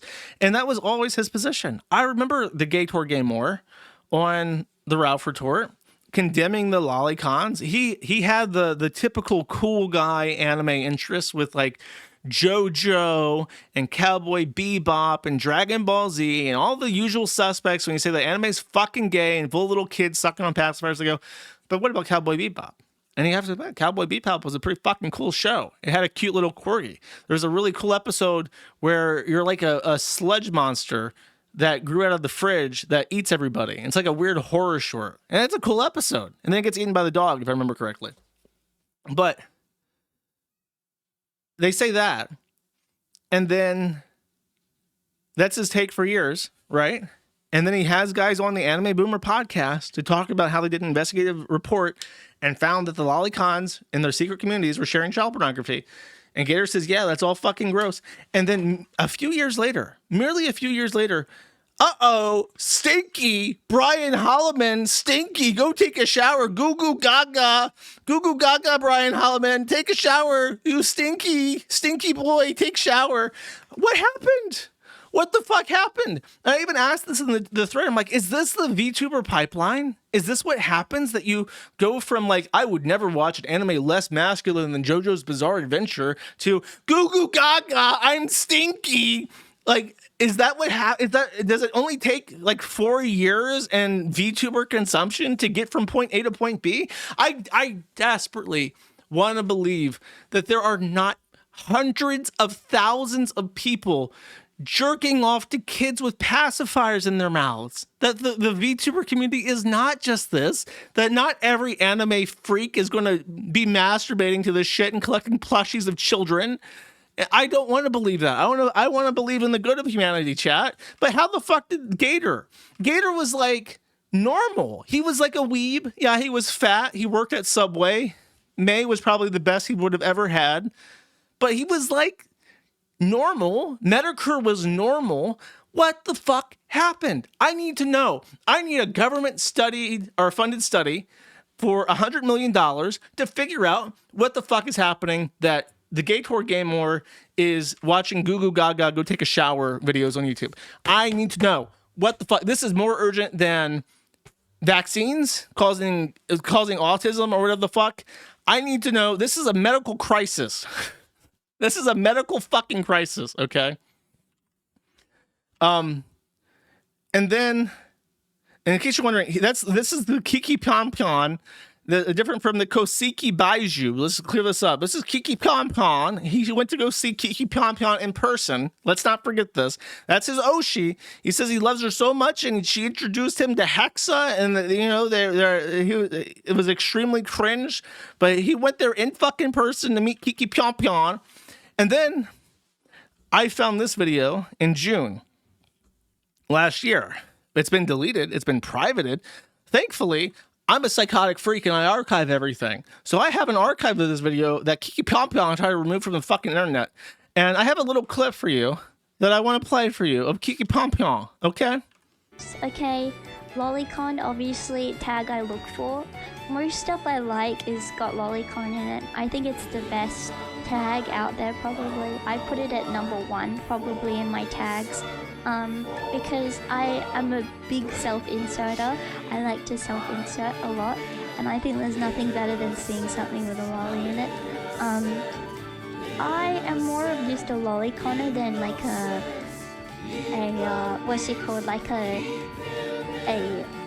toddler corner. I don't know, I know it's like weird to put that in there or to specify, but like when they look like way too young, I mean, if I'm in a certain mood I'll really like it, and I'll self-insert, but most of the time I'll be like, I don't know, I mostly go for the ones where they just look little, you know what I mean, but not like too little, but not like, but I don't know, they need to have no womanly features at all, like they can't have hips or anything. I need them to be small.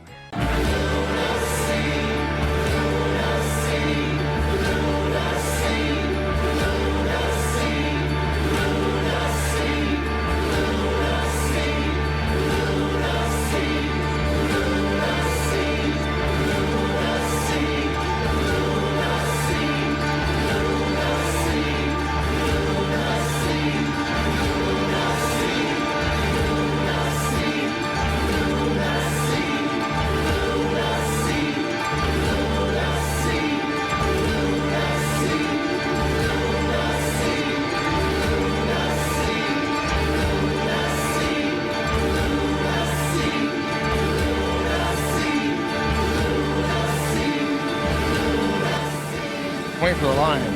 There's a lion coming. There it is.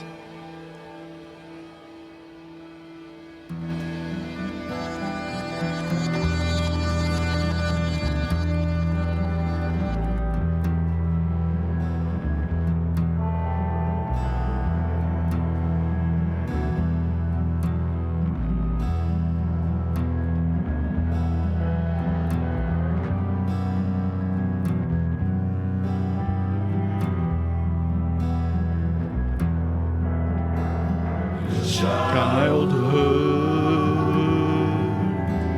is over.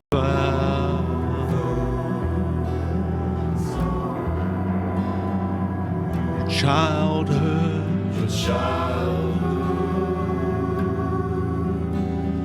is over.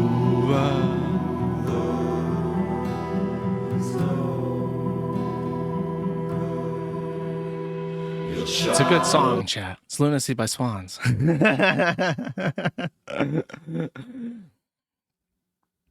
Yes, we do need an hour-long segment. I just can't fucking believe it. Because my issue is that it's so common now. It's so common to the point where if you even talk about it, you get mobbed by people saying that I'm the lunatic. I'm the lunatic because I dare notice these things. No, I'm not actually a stalker child. Well, it's kind of hard to follow that up with anything else, huh? Destiny. Destiny is sponsored by NordVPN. Destiny saw a bunch of kids dying and thought, oh, well, they're a Christian, right? Because they weren't using NordVPN.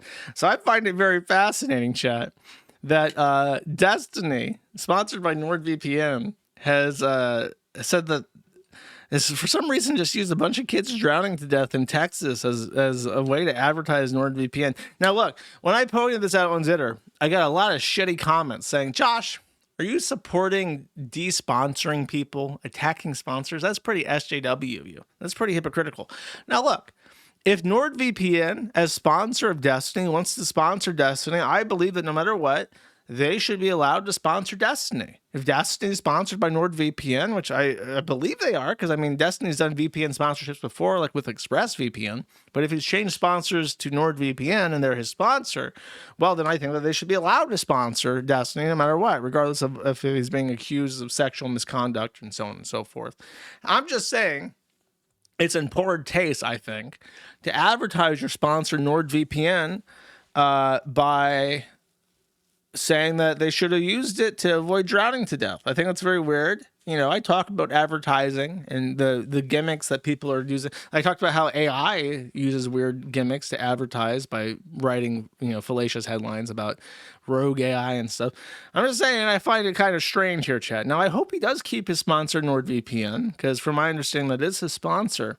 And I think the thousands of people who watch my streams also believe that NordVPN is the sponsor of Stephen Bonnell II, who wrote about how NordVPN could have prevented the children from drowning to death. Isn't that right, chat? We're all on the same page here that NordVPN sponsored this post, right? That's my belief. I think it's everybody else's belief too in chat. Can we get ones in the chat if you think that NordVPN sponsored this post by Stephen Bonnell II, aka Destiny, the omniliberal, in which he says that God killed a bunch of children because NordVPN wasn't being used? Can I get ones in the chat if you believe that? Honestly, don't press one in chat if you don't believe that for any reason whatsoever. Only press one if you think that NordVPN sponsored this post about children drowning to death. We don't need a poll. I see a flood of ones. I see literally hundreds of thousands of ones in chat. Everyone seems to be on the same page here that NordVPN sponsored this post by Stephen Bonnell II, aka Destiny, aka the omniliberal. I'm glad we've established that. I wasn't 100% sure. I kind of believed it just because I know for sure that he was sponsored by ExpressVPN in the past. So it makes sense that he would have another VPN sponsor. But based on all the ones I see in the chat, I honestly think that this is actually sponsored by NordVPN. Happy to confirm my suspicion, and I'm glad we're all on the same page here, chat. Next. Now, Billy has been a bit chudly on Twitter. He seems to be enjoying his win quite a bit. Carl Jobs posted this video, which is very interesting. He says, the saddest albino of all time. Actually, I think that is the tweet. He says, Carl Jobs complained about one of my tweets to the bankruptcy officer. Imagine publicly attacking someone for 4 years just to privately whine like a crybaby. Jobs is seriously contender for lolcow of the year. Even iDubbbz wouldn't have done this. And then there is what appears to be either a real video thumbnail or I'm assuming a fake one, where Carl Jobs is the saddest albino of all time. And what's really fascinating is that there is a MS Paint of Chudjack Billy Mitchell hanging Carl Jobs by the neck with a rope in a tree. And Carl Jobs is the Ack tranny, and Billy Mitchell is the Chud pulling the rope. I'm pretty sure that what happened is, I don't even actually, now that I think about it, he's probably using this image as a follow-up to make fun of the fact that his bankruptcy officer can't do anything about the fact that Carl Jobs or Billy Mitchell's making fun of him on the internet. So very interesting choice. And what I particularly find even more fascinating than the picture of Billy Mitchell hanging Carl Jobs that he attached to his post is the lolcow of the year line. Is the Kiwi Farms' community happenings, community organized lolcow of the year thing like such an event that random people like Billy Mitchell know about it? Is this really a thing? do people like just in the ether of the internet pay attention to the fucking bullshit, vote in the Kiwi Farms thread poll type thing? Honestly, if that many people are paying attention to it, I guess I should probably actually help it in some way. Maybe I can write like a dedicated awards page that people can vote through that has like a real voting system, because I feel like it needs to have a proper voting mechanism where it's like you can vote for as many people as you want, and if nobody gets more than 50%, then it proceeds to a first past the post or something like that. That's how they do it in Brazil to elect presidents, I think. I have to think about it, but I don't know if it's like such a thing that Billy Mitchell's talking about. It's like, God, maybe I should support it in some way besides just letting random people manage it every year. So I don't know. I found this particularly fascinating. Will I allow mail-in votes? Maybe. I don't know. I'll think about it. That would be funny just because. Speaking of iDubbbz, I guess that's kind of out of order. Creator Clash is canceled. The Creator Clash official Twitter account has says we've made the difficult decision to cancel Creator Clash. All existing pay-per-view ticket holders will receive automatic refunds, no actions required. While the event won't go ahead as planned, all fund raised so far will still be donated to charity, and our fundraising efforts will continue in the months ahead. Thank you all for all the fighters for their hard work and dedication, and to everyone who supported us over the years. We appreciate you. Thank you, the Creator Clash team. So, quick summary. Creator Clash 3 was underperforming. And iDubbbz, despite not putting any effort to actually promote this event through anyone whatsoever, spontaneously decided that for no reason, he would target Ethan Klein, literally the only person who had been promoting Creator Clash to anyone ever for any reason. And after that, ticket sales did not increase. So iDubbbz was beholden to actual investors who put the money up front to fund this event with the expectation that they would actually make money from the event, despite Creator Clash 2 losing like $500,000. So after the Ethan Klein content comp video, they kicked him out. Like he saved face and said he was stepping down, but they kicked him out and probably threatened him with a lawsuit if he didn't remove himself.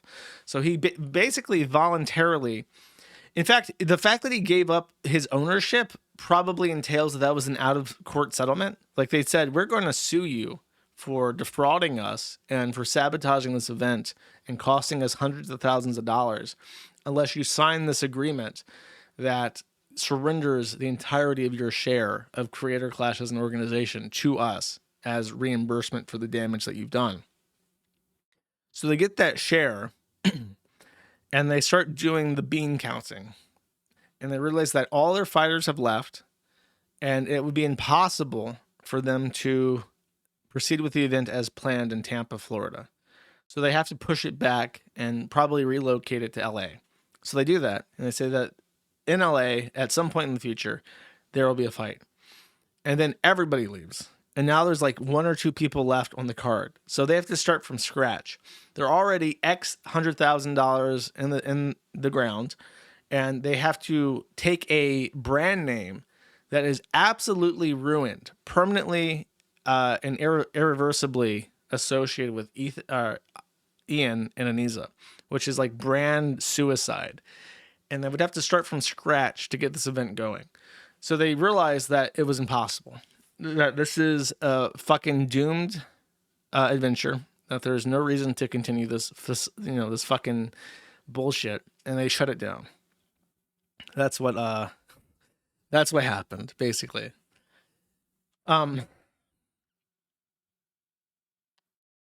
have this video. Nathan is dad, and he was during Creator Clash 1 one of the most hardcore Anisa and iDubbbz simps. He constantly defended them on Twitter. He ingratiated himself to them during Creator Clash 1. He shit talked Froggy Fresh. He basically was their slave. And then he was repaid for his diligence. He would be I think he was even the only fighter scheduled to be in all 3 events. So his loyalty was repaid in full by Ian and Anisa completely and totally fucking him over. I'm not going to tell someone what to make. Even though I don't like drama and negative content, it's not my place to do that. So I chose not to do that. At some point after the Content Cup video, my friend Yoda talks to me and says, all this crazy stuff's going on with Ethan from H3. Child Services is being called on him. He's getting human skulls mailed to his house. I didn't know what any of that was about, but I felt bad for him because it sounded insane. So I went to an H3 live stream and donated $20 and left a comment to try and say something positive.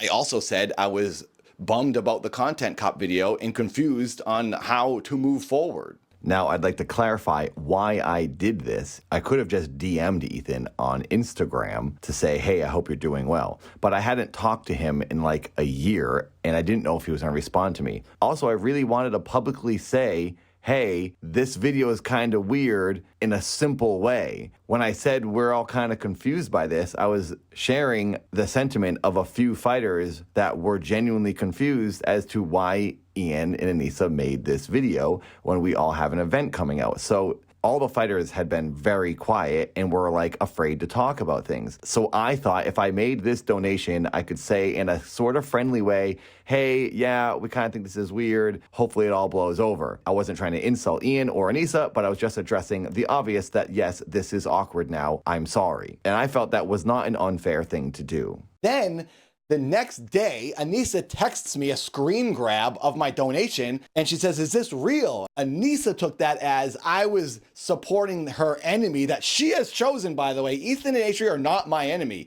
So then Anisa makes me feel guilty and bad for what I thought was a nice thing. And she's like, oh, I can't believe you would do that. I'm 44 freaking years old. This is childhood, high school garbage. What the heck are you doing? I was texting Yoda, my friend, about this, and I said, I think I'm gonna walk. I'm not dealing with her. I can't do this right now. I almost quit when she called me because Harley was out. I was talking to Harley. Harley was talking about his frustrations. I was saying, yeah, Anisa just called me. She tells me, this really hurts us that you would say this. Because in the donation, I said, this is really confusing for all of us. I don't know why they put that video out. It hurts you that I said I'm confused why you're ruining the event? What are you talking about? It hurts you more that you put your video out, not me being upset about it. Oh, I burned a building down. Now everyone's complaining, and it really hurts me that everyone's complaining about my fire I caused. What the heck are you talking about? She acted surprised that I made that comment on the H3 stream when she said, but Ian told you he was making that video on the camping trip. But just because he told me he was making a dumb video doesn't mean I should just automatically be okay with it because I heard about it beforehand. I can still think it's a dumb idea to put out when you're simultaneously putting on an event that's supposed to be non-political and not tied to any drama. Now at this point... Okay, in case you're curious, I saw someone spurging in chat. I do not pause my clips every 2 seconds to make comments. I just don't do that. I've never done that. So if I have 2.5 minutes to play, I will play the full 2.5 minutes. I found this very illuminating that Anisa's, from every account, simply the worst person in the entire world, and absolutely everybody despises having to deal with her. That seems to be the common consensus. The only person in the entire world dumb enough to stick by Anisa is iDubbbz. Someone in chat even said, and I like this comment, that he got the toxic girlfriend experience and he wasn't even dating her. And it's like, that's completely true. He's not allowed to comment or laugh with this guy, and it seems to be the common thing. They all have the same exact line. Like, these guys that deal with Anisa and iDubbbz, whenever something happens, they don't get a phone call. It's like they have no communication. They have no idea what the fuck's happening. And then the moment, the fucking nanosecond that they do anything that Anisa does not like, they get a text message from one of them complaining about it. So they don't get any communication unless they do something she doesn't like. And then she is up their ass immediately, which is actually kind of remarkable. It sounds like a lot of fun. One of the things that he mentions earlier that I did not timestamp is that he's suffered physical injury preparing for this fight.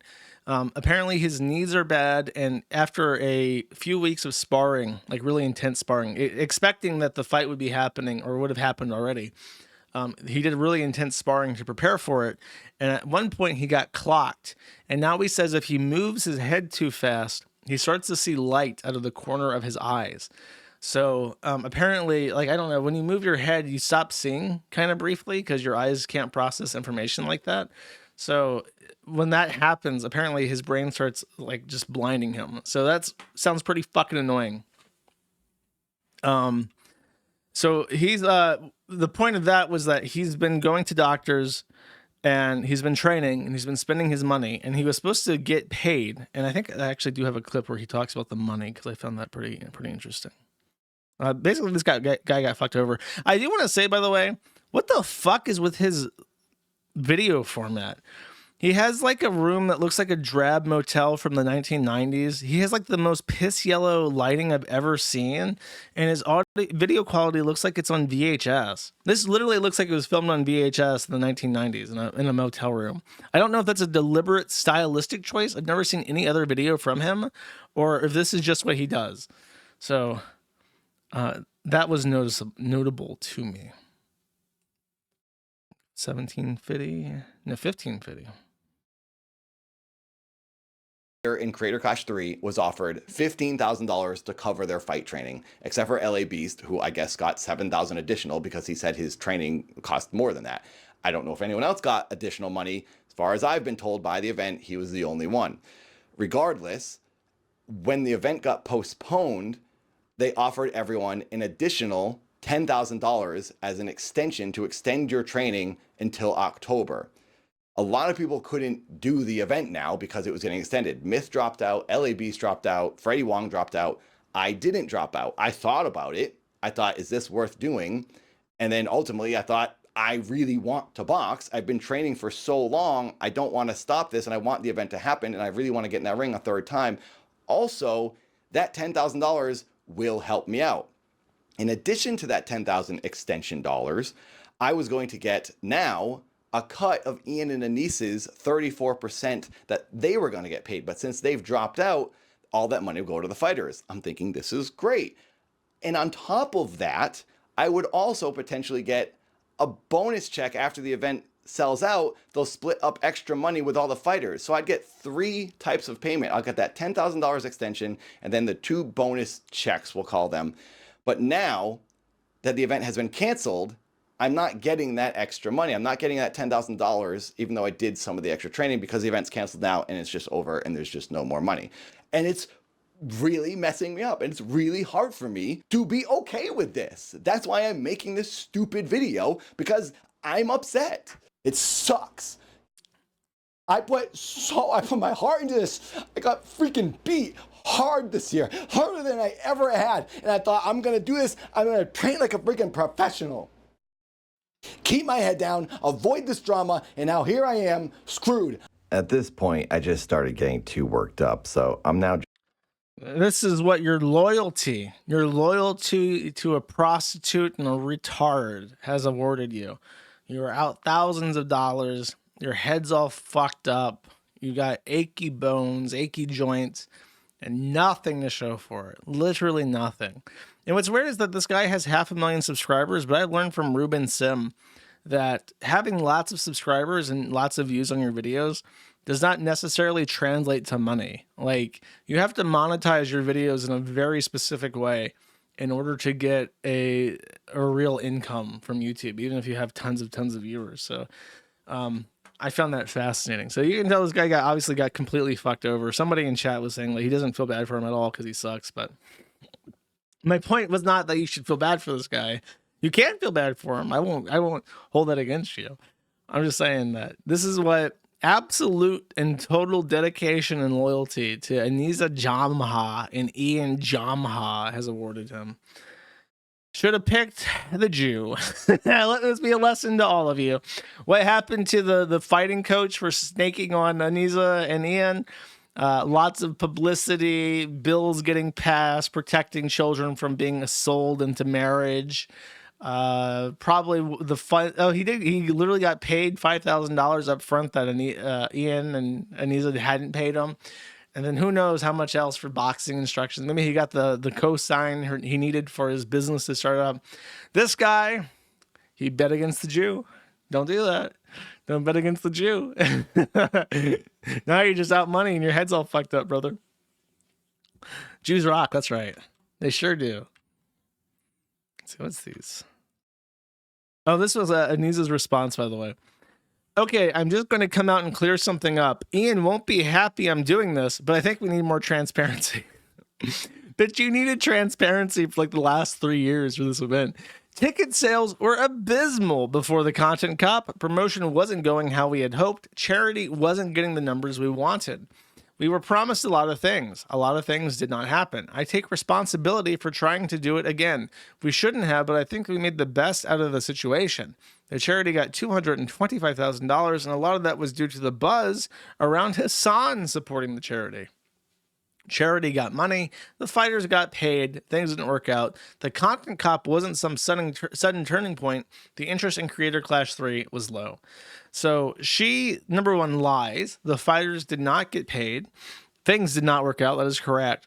But this also shows that Aniza was the impetus behind the Content Cop, where she was like, husband, Creator Clash is a financial failure. I'll never be a cool kid now. You have to make a Content Cop on H3.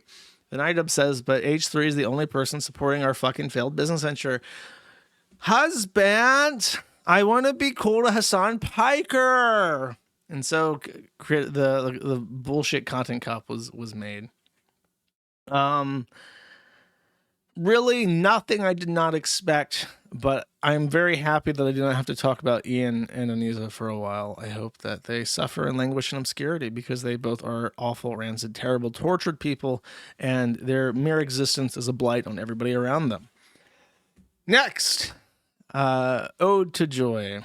I forget the name of the... this is the European Union Citizens Initiative for the Stop Killing Games, which has passed 1.3 million signatures. So it had gotten over the finish line last stream, and in that time it has accrued another 300,000 signatures, which is in the margin, is over the margin even that Ross from Accursed Farms was hoping to get, because he was afraid that once the European Union starts asking countries to validate the signatories, that many of them would be wiped out for being fraudulent. So he was hoping to get many, many more signatures, and 1.3 million is more than what he was originally asking for. He is still asking people to sign and get people to sign because he wants that margin as high as possible, because he doesn't really know how many will be removed. But this is over his original goal. It's not voting, it's a petition. It's a petition. Somebody needs to tell Pirate Software. I think Pirate Software is not having a good time. It's almost unbelievable to me how Jason has not managed to deal with this correctly at all. Because he's a part of that night media, right? The same night media that like Asmongold and Kersha are members of. And I think Shondo as well. So he should have access. Like, what is he a part of this organization for? If not to help with situations like this. Like, why would you join a personality union like Night Media? Or I don't know what the fuck it's called. I don't know if it's Mythic or Night or whatever. I didn't know he worked for Blizzard. Well, so what's the point? Because you would think what would happen is you're a big public figure. You make lots of money from being a public figure. You join this group. They just make and sell merchandise. Is that it? Okay. That would make a lot of sense if it was just a merchandising thing. But I don't know. I've always heard the conspiracy that they were covering for each other. And that might be a thing where they just don't talk bad about other people in their Discord where they are like a part of each other's groups and shit. But you would expect that if you join a media group like this, they would help with PR. And I cannot think of anybody who more desperately needs a PR team, like not even just like a PR person, but like a whole fucking team of people to help this idiot stop burying himself alive. Because he continues to make statements about how all 1.3 million people who have signed this petition are like a hate mob. They're trying to destroy him. It's like zombies. Like he's extremely like dehumanizing to people, and he completely fails to understand why people are upset. And he just thinks like, if I just stream business as usual and ban everybody in my chat, everybody will forget about this. And it's like, I don't need like a PR team to figure out how to deal with this. Like the fact is like he showed no humility to his situation at all. The fact that 1.3 million people signed this petition, and many of them just out of spite because of how fucking stupid he is, like has not humbled him in any way, shape, or form. And I feel like he could have somebody said that Europeans deserve to be dehumanized. That made me laugh. He could have diffused a lot of this by just being like, look, I understand people are very passionate about this. I said a lot of stuff that was really mean to Ross. You know, I was being performative for my audience, and I didn't mean for him to take it personally. Sometimes as a streamer, you just forget that things that you say are heard by other people that aren't your friends and your viewers. And, you know, I hope they get what they want, and I'm wrong about its negative impacts. Like that's just a little bit. Just a little bit of humility, chat. You just can't do it. I feel like that's a perfectly reasonable statement because it admits no wrong. You know, you can still have your principled stance against government regulation and admit that you were a dickhead to this guy and that a bunch of people thought that you were a dickhead to this guy. And when 800,000 people think that you're a fucking dickhead, you probably are. You probably did act like a dickhead. But I don't know, man. This is just what happens when you're a Nepo baby. When you grow up the son of a millionaire, and you will always have a path to success in your life. You can get a job at your favorite video game company, and you can instantly obtain hundreds of thousands of viewers by exploiting the algorithm that you have privileged access to.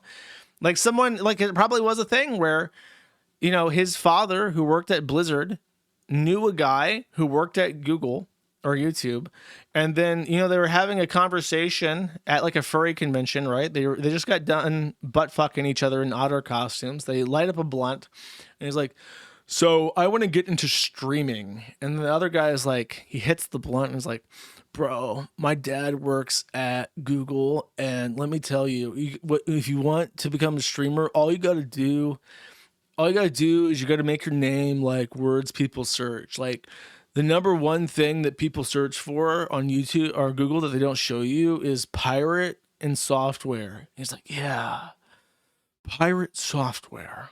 I will name myself that. Then he names himself Pirate Software, and surprise, having privileged access to a little bit, not even like a conspiracy to prop him up as the next streamer as like an industry plant.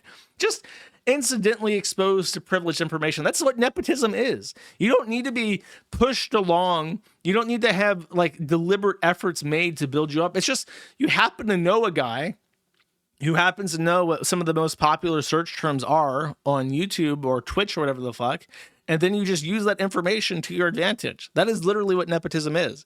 And he thinks like, well, because my dad didn't literally go out and literally find thousands of people and force them to watch me, it's not nepotism. It's like, actually it is. It is actually. And then he's never had any challenge. He's never been told no. No, you can't do that. No, you can't smoke that weed. No, you can't make your voice sound extra fucking fake and gay. No, you can't get butt fucked in an otter costume. No, you can't call yourself Pirate Software as the most pro IP industry stooge that has ever fucking lived. No, you can't do that. He's never been told that. So now 800,000 people are telling him, no, you're a fucking dickhead. And he's just like, wow, this sure is a hate mob. Okay, buddy. Your grandfather invented the vending machine. I believe that. That sounds true. Do you have any insider knowledge about vending machines? Is there like a button I can press to get free Ruffles from a vending machine? I need share your nepotistic insider information about vending machines. There's a secret code. Oh my god. We're going to learn the code to the vending machine.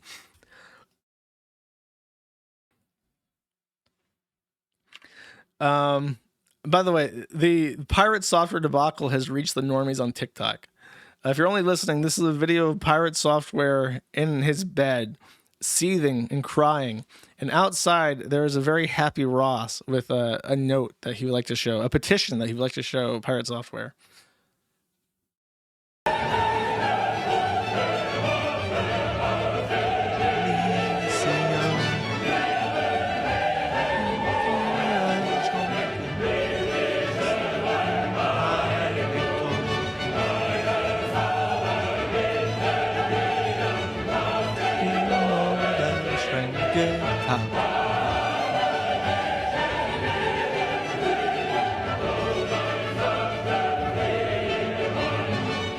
So this got thousands. How many thousands? I didn't know how many thousands. How many thousands? Where the fuck is it on the shit ass fucking website?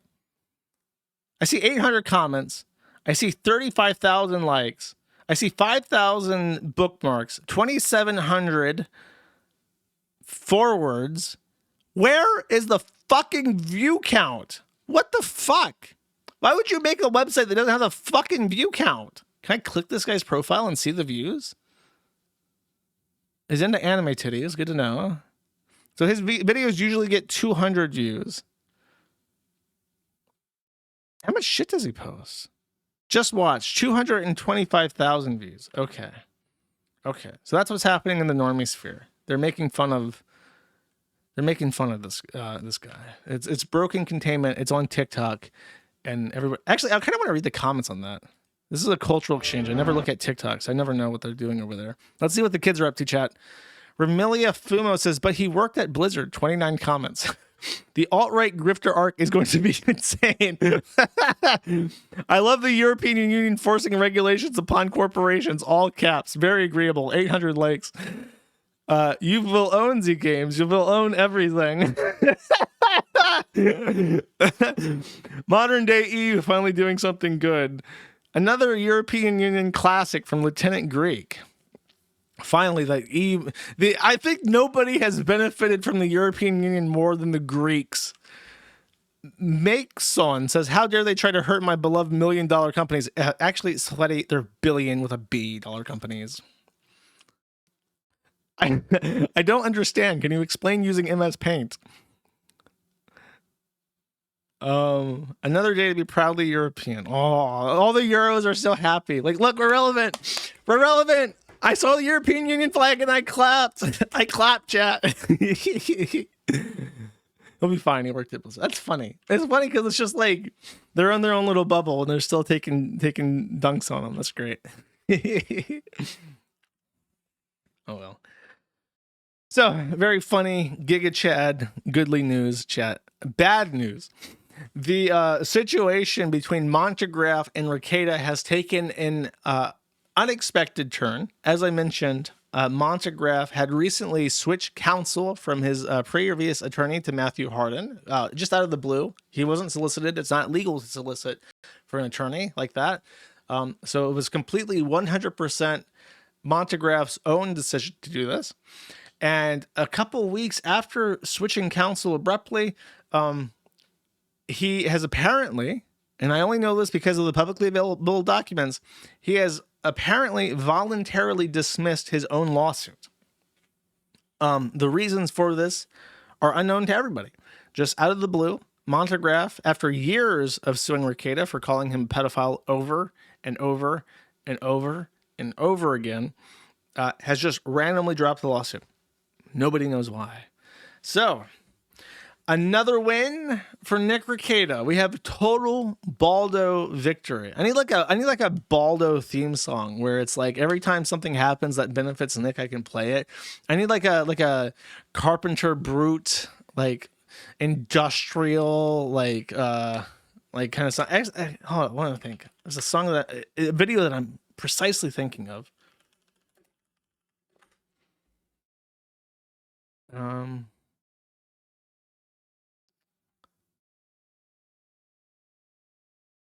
Man, it was like a video of like the old like 3D troll head, and he has his hands up, and it's like a troll victory, and it plays like a really like industrial kind of sound for that. I don't know. If you have a suggestion for the Nick Rekieta victory anthem, I need to get this set aside on like a soundboard so I can play it.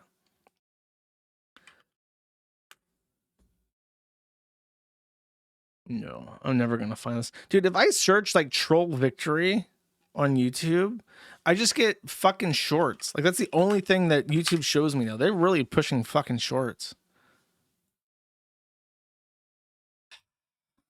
It's such a classic meme. Panzermensch. Maybe. I don't know. Sad. I'm usually so good at coming up with music off the top of my head, but not right now. It's just such a such a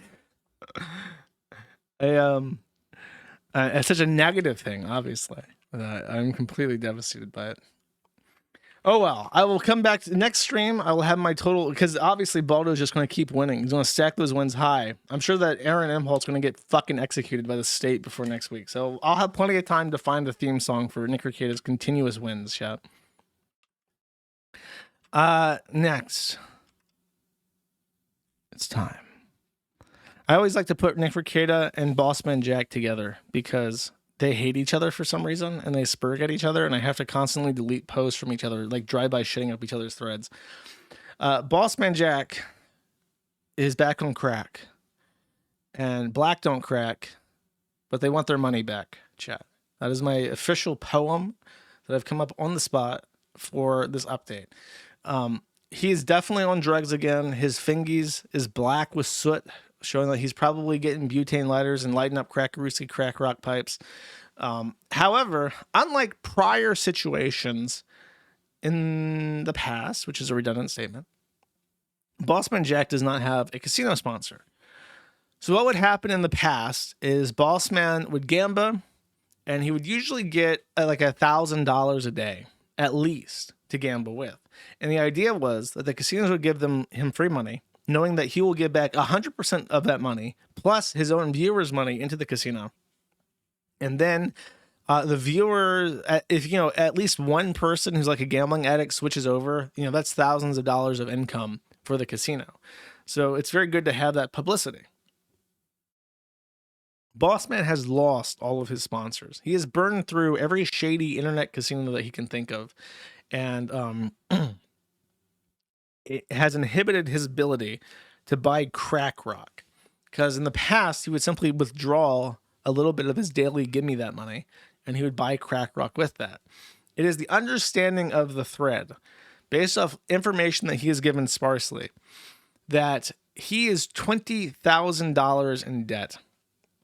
And there was a stream, which I'm not going to play all of it. It's like 11 minutes long, the clip, but I won't play that. Just to sum it up, because I don't want to play it. He's in a panic. He sits down. Maybe I will just play like a minute of it. Can I get like a good part where he's like properly freaking the fuck out? Wait, let me, I downloaded this clip. So I can just, yeah, there we go. Okay, I downloaded it so I can just skim through it. Let's see the part. So I'm gonna get to like near the end where he's like properly freaking the fuck out. So he comes back. So prior to this, when he leaves, it's because there are people downstairs and you can hear it. So he comes back upstairs and he's yelling downstairs, and he literally has like a black crack dealer in his living room asking for him for that fucking money he owes him. So he sits back down, and I'll play it at 1.5, but I think this is the part where he's like in a proper full-blown panic. Come on, guys. Please, bro. Thank you very much, Dill. Did I even get you back yesterday? I fucking forgot, bro. I'm not sure. I think I tried to hit you up or something. No, I didn't. I don't think I did. Oh, okay. I got you today, bro. I got you in like by a little while, but 6 hours, bro. My bad. My bad. Still give you the extra though. Let's wait till he gets that gamba up, because you can start to, as he plays it, you can hear how upset he is. He's just rapidly checking to see the Ethereum settling in his account. My belief is that I think he gets like $50. I can't even tell. It says 0. That's not what I want. Okay, so he gets $100 in Ethereum, and he probably owes Derek Christmas or whoever downstairs, let's say through $500, right? So this is his actual mindset. He's got a literal crack dealer downstairs waiting for his money, and he's getting a $150 juicer. Now he could give the nice man, the nice African-American man, that money and be like, look, I'm working on it, bro. Here's $150. It'll pay for the gas at least to drive up here, and you can get some KFC, and a 40-ounce loco, so you can chill out for a second. I'm working on the rest of that money, but here's your $150. No, you could do that. You could do that, and that might work. Or if you're thinking smart, you can double check that money that the crack dealer literally downstairs at that exact moment is waiting for. Just do a little quick gamba sesh, double check it a couple times, and see if we can get money to spare so we can get our own 40 loco and KFC. Come on, guys, please. I need this. I need this. I need this. Come on, guys. Come on. Come on, guys. Come on. Come on, guys. Come on, dude. Come on, dude. Please, please, please. No, dude. No, dude. No, dude. No, dude. No, dude. Come on, dude. Come on, dude. Dude, oh my God. I fucking hate my life, bro. I fucking hate my life, bro. I fucking hate my life, dude. Bro, somebody let me 100 for 200, please, bro. I fucking hate my life, dude. Please. He literally just got like 150, lost it in a matter of fucking seconds. Like that's at 6:41. The money settles in his account at 6:15. He gets that money, 150, and he loses it in 30 seconds. And then literally within seconds, mere actual seconds of losing that money, he's asking for another juicer. And he's saying that he needs a loan of $200. So I actually think he's like, I need $250. I need like a loan of $250. He probably did get exactly $100 from that juice. And then he thought, I'll just double this real quick on a game. And then I'll give Derek $200, which is what he's asking for. And it didn't work out that way. So now he just needs that juice. It really is just amazing. It is such bad decision-making skills that it's actually amazing. There's a couple more clips. These are very short, so bear with me if you're one of those people who yell at me every time I play Bossman Jack. His situation is so dire that it has made him racist and anti-Semitic and also homophobic. So we'll play some clips of this. No, I fucking lost it all. Fuck my life, bro. Okay, bro. I fucking hate my life right now, dude. I actually fucking hate my life right now. I gotta go now, guys. I fucking hate my life, bro. I fucking hate my life. I should have fucking done something with that money, bro. I should have done something with that money. I fucking lost it all. Gave it all back to the fucking scammers again, bro. Fucking great, bro. Thank you. Thank you. Come again, fucking asshole scammers. Rigged Jewish people. Oh, I shouldn't say that, but. Anyway. Sorry. Maybe Bossman is the brain they use for Grok. Because this is very timely. Hey, man. That'd be fucking great, bro. That's what they are, bro. They fucking are that. They are that, though. They have so much money, bro. And continue to fucking all let people win. It's ridiculous, bro. They're fucking so greedy. They can never get enough, bro. Fucking weird fucking faggots, bro.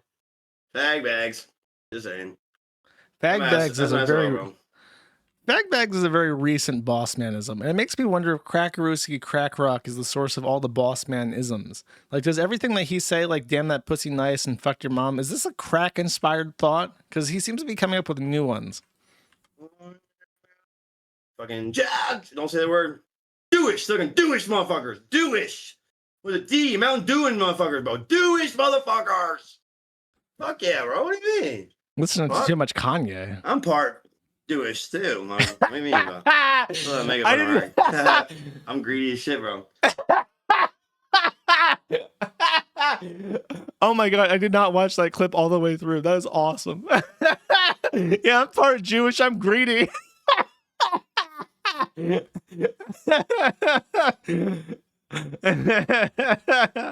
That's fucking great. I've never heard that in all my history, okay, all my racism studies, I've never heard someone make the joke, yeah, I'm part Jewish, I'm greedy. That's fucking awesome. I don't know if we can top that one with these other clips. Ready? Are you clipping it or what? Hey, fuck that nigga Trump and Usain Bolt. Those. It needs context. So he never ever says anything racist. He never says the N words, but he is doing it for $500. Those niggas are pedophiles, bro. Those niggas are some pedophiles, bro. I swear to God, Usain Bolt, and I swear to God, motherfucking Trump are some motherfucking. Them niggas are some pedophiles. All right. I think that's what he had to say in order to get the money. I gotta say though, the way he says the N word and Usain Bolt, those niggas are pedophiles. The way he says it is like the kid voiced by a woman in the Boondocks, Riley. Riley says, "You niggas is gay," like a really high I nigga. Niggas is gay. It sounds just like that. He just hits it just like that. All right, Austin, you got paid to say it one time. Chill out, bud. You're not even 1% black. All right, man. My bad. I am, according to 56 and me, 1% African. Therefore, I have the N-word pass. 0.5% Ashkenazi Jew. Therefore, I'm greedy, chat. I have obtained all the positive characteristics of all people across the entire world. It even says I'm Polynesian, chat. Therefore, I can dunk on them island niggas too. Oh shit, nigga. It's the ice. Oh, the ice here, nigga. Oh shit, nigga. Oh shit, nigga. I'm out, bro. Ice here, bro. Ice is here, bro. Hey, get up, nigga. Ice here, bro. Oh, just kidding. Where's my vape at, dude? Oh shit, bro. Where the fuck is my vape at?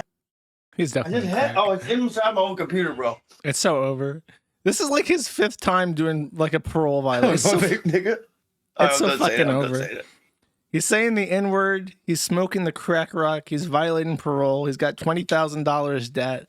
I hate to think about this, but what are they going to do when he's in jail? He can't gamble no mo, and he's still $20,000 in debt to drug dealers who make frequent visits to his house where his parents live. It's a very bad situation to be in. Motherfucker needs to get that Evil Eddie sponsorship as soon as possible, chat. As soon as possible. That's the Bossman segment. But now. And now for our feature presentation. Drama in the open source software community. That is our feature presentation. It is it is a very difficult topic to round up, but I will try my absolute best. I'm going to approach this as untechnically minded as possible.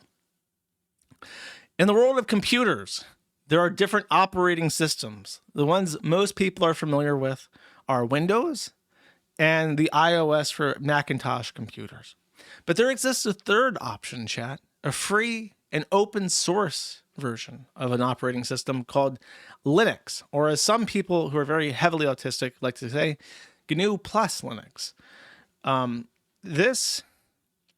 It's so hard to explain what Linux is to somebody if you don't know. Linux is a kernel, and a kernel in and of itself is not an operating system. A kernel is part of an operating system. There are many other pieces of software that come with a kernel to make an operating system. And if you want graphics instead of just a command line, you also need a desktop manager. In Windows, the desktop manager is simply called the Windows Desktop Manager. In Linux, you have several options, actually. You have multiple desktop managers that you can pick and choose from. And these desktop managers in and of themselves have multiple working components because that's just how Linux is. Everything has a very specific purpose, and it's up to the user to decide what specific software they want to use for every different little purpose. If you want to fully fully pimp out your Linux to be exactly what you want it to be, you have endless choice to spurg about. And that is why there are so many different types of Linux, because some people think that a operating system should be one thing and other people think that an operating system should be another thing. There are some people who make an operating system to best play video games, and there's some people that make operating systems to best run a server. I use Arch for my regular computer usage, and I use Debian for all of my servers whenever possible. So they have different purposes, they have different stacks, they have different softwares that are default, different repositories, and so on and so forth. For the average desktop user, they just install what's default. And what's default has always been something called X11, which is a API used by applications to render a window. So if you look at your browser right now, that's a window, and that browser communicates with either your iOS or your Linux or your Windows through a series of API calls, which show how big it is and how it moves around and so on and so forth.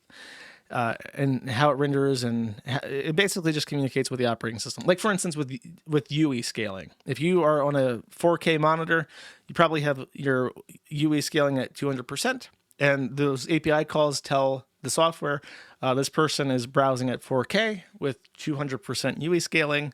Do whatever you need to do to make that look right for the user. Now, that has always been X11. However, the powers that be in the open source software community want to replace X11 with something called Wayland. And this, as always, with certain changes, has not been 100% successful.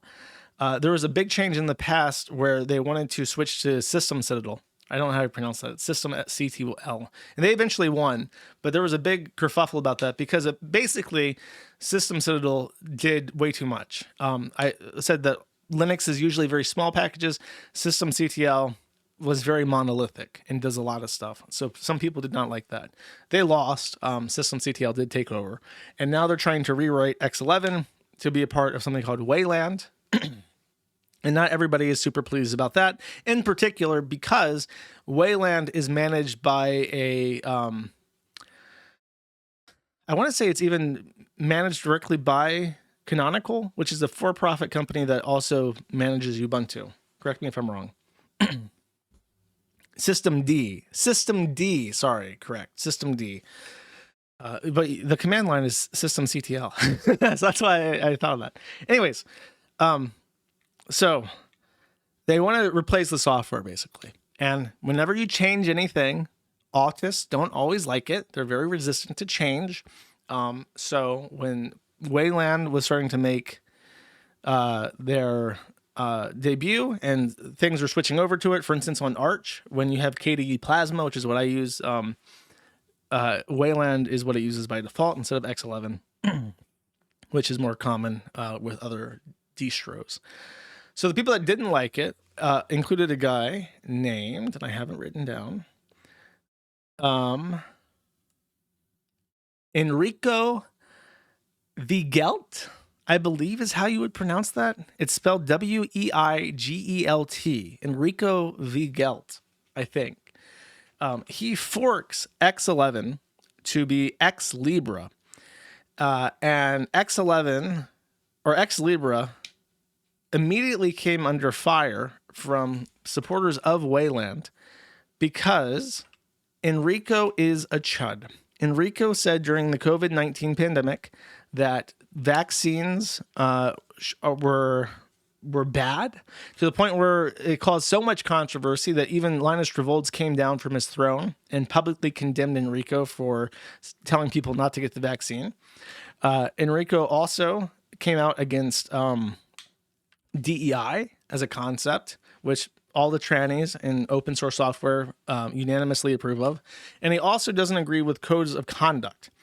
Codes of conduct are a kind of recent thing in the open source software community. It used to be that you develop a project, random people can make pull requests. And I think Linus said something like 40% of all commits to the Linux kernel are not from corporate Linux or from big big companies or whatever. They're instead random people who use Linux, who have a problem, who solve the problem with the kernel themselves, and then say, you know what, I just spent 20 hours fixing this issue with the kernel. I'm going to make a commit.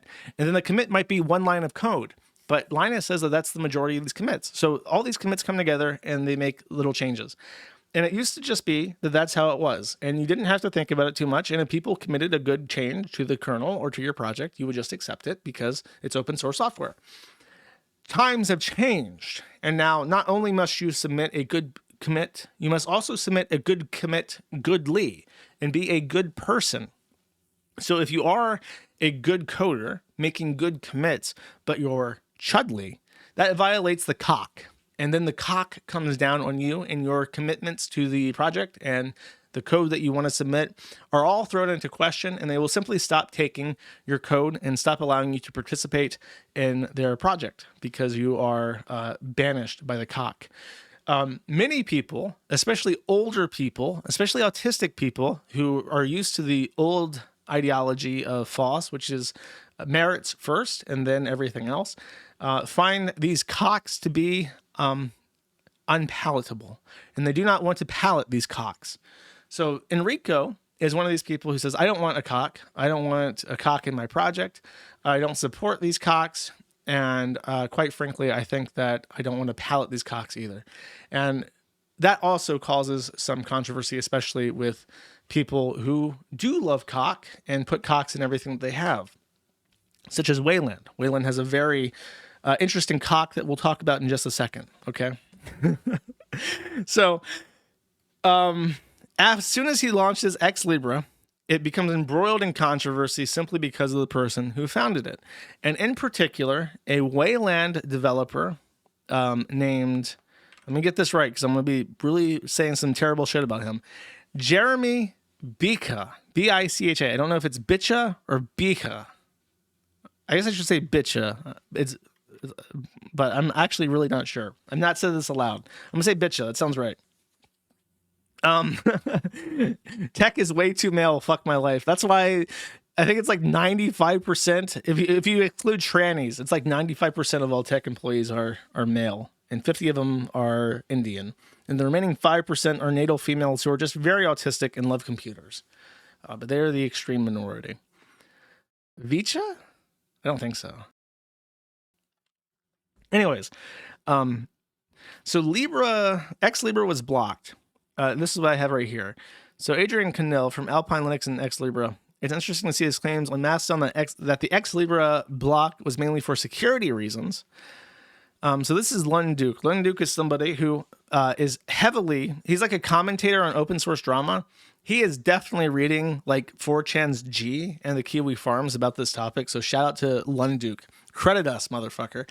Alpine Linux has taken a no Ex Libra stance from the Alpine Linux leadership. Let me be more direct. If anyone merges Ex Libra, I will be pursuing a cock violation against them because the Ex Libra project represents an unacceptable ideology. This is about politics, not just software. So these are chat logs from the Telegram group. Zaf quotes the IRC and says, Adrian or Aradni, please do not import Ex Libra into Alpine under any circumstance. Let me be more direct. If anyone merges Ex Libra, I will be pursuing a cock violation. Says it's pretty clear that FDO does not give a single shit about X anymore. So if someone who is not Medox wishes to do a fork, cool. Enrico, by the way, I forgot to mention this, got banished from the X project, the original X projects, even though he was like 60% of commits. So the guy actually maintaining X got kicked out of X by the cock because he did not support vaccines or some shit. And now he wants to basically take over the project as a fork. And the tech trannies are going, wait a second, you can't do that. That project is against our cock, so we're not going to include it. Even though people want it, even though people are willing to maintain it for free, the guy that wrote it and maintains it is unacceptable and a violation of the cock in and of himself. And therefore, that code is not allowed to be in it. So the main controversy is just this stuff where it's like the tech trannies are now holding back innovation. The reason why computers develop at a breakneck speed is that almost all software is open source. And you might think, well, my operating system is not open source. Windows uses open source all the time. It even contributes open source code sometimes when it has a project that it wants to maintain and get user feedback on and have working on a variety of systems. They open source it. There's tons of stuff that's open source that Windows supports and Microsoft supports. Apple uses Unix code from way back when. I knew a developer who was in the Philippines when I worked with Frederick von H-1B. One of our friends from Race Queen, which is the company that owned H-1B, he was a core developer for Postgres, which is a really cool database system, and Infinity Next was going to use PGSQL, and it was very convenient having one of the core developers for Postgres be somebody that we know. So he was working for us at the same time maintaining PGSQL, and he is so old school that his name actually shows up in the credits for the command time. He was like so old school, he wrote the Unix utility systems for time way back when, to the point where if you do time in Apple computer to this day, his name shows up in it. So that's how fucking old school this guy is. And I mentioned this because, as I said, open source contributes to the development of computers and is why computers move so fast. And even Android is open source. It's a fork of Linux. And most recently is artificial intelligence. Why is artificial intelligence developing so fast? Because there are thousands of people all across the world who are committing thousands of lines of code every single day in a myriad of languages, but especially Python, from academic situations to corporate situations, government authorities. They are all contributing to the system and developing it. And as iron sharpens iron, it is getting faster and faster and faster. And then they're using AI to develop AI. The AI is contributing back into the open source ecosystem. So did AI go from, you could type in a concept on this program and get like this funny, weird rainbow nightmare just a couple years ago, to actually visually indistinguishable videos conjured from nothing in a matter of minutes? Like, how did we get from there to there? The answer is open source software and a meritocracy approach to accepting code contributions. And that's why it's extremely important that when trannies start doing shit like this, you have to call it out for the gay bullshit that it is, because they are literally standing in the way of things progressing, literally obstructing progress.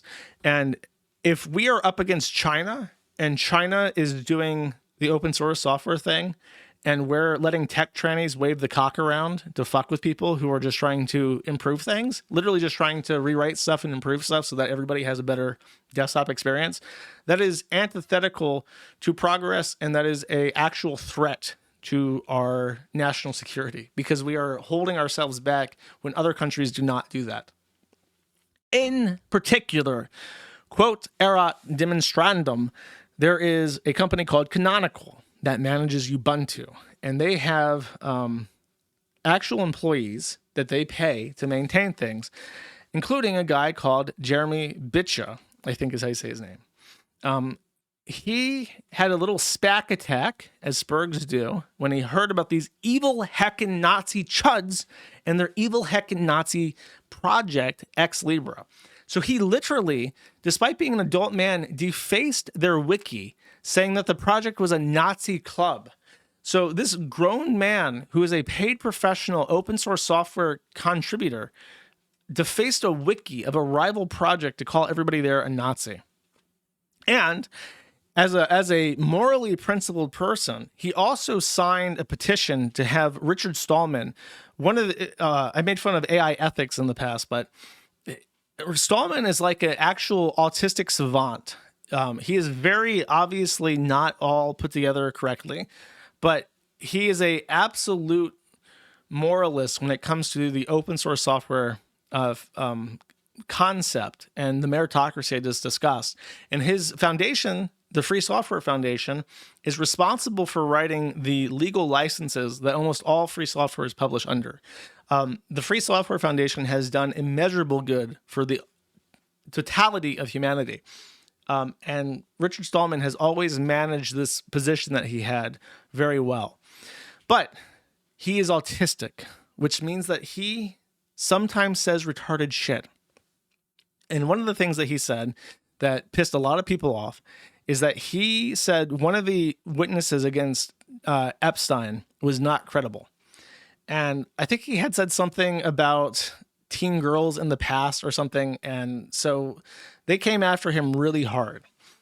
And I give him a pass with this because he is an autistic savant and they're just weird.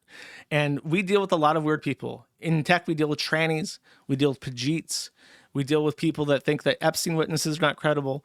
Because what matters is the code. What does not matter is people's politics. And if I'm going to say that this person should be allowed to contribute code when he doesn't like vaccines, I should also be allowed to say that Richard Stallman should be able to keep his position when he says stupid shit about Epstein. Or even this guy should keep his position even if he's a fucking weird tranny chaser. And Canonical seems to have a lopsided approach to this. Chuds, they don't get to keep their jobs. They don't get to submit code. They don't get to write projects. They will deal with the cock, the very strong and thick cock that they have written. But their employee, Jeremy Bicha, he's a convicted pedophile. Look at this face. Does this look like the face of a pedophile? It is. It is a pedophile. He is convicted of child rape. And not just child rape, really awful child rape. Like the worst you can imagine. And I will read some quotes in a second. This guy raped his own sisters and allegedly also had sexual contact with other teen girls some time ago. This is in the distant past, but he was convicted of it and is a sex offender. Canonical, Ubuntu, this was brought to their attention. This is the guy that defaced the wiki and left shitty comments on their Git repository about how they're Nazis. Canonical actually responded to Lunduke, who I mentioned before, inquiring about this. And this was their response as to why they have hired a pedophile. We regret the remarks made by Jeremy Bicha on the ex-Libra GitHub wiki, and while he chose to use his Canonical email account, we would like to confirm in this instance he was not acting for or on behalf of the company, but speaking as an individual. Our company code of conduct is clear. We do not tolerate personal attacks, name-calling, or derogatory behavior. They did not use a Oxford comma, which irritates me. We conduct background checks for employees who perform sensitive functions, such as those who access customer networks or information, as well as those due to attend the sites of our clients per agreements made. Our general background check process, provided through a specialist supplier, screens for, to the extent permitted by local laws, felonies or misdemeanor convictions that would prevent an individual from being trusted, e.g., bribery, fraud, violation of security laws, computer-related crimes, employment-based convictions, unspent convictions, convictions not shared at point of application and hire. At the time of hire, Jeremy had served his sentence and made full disclosure of his record.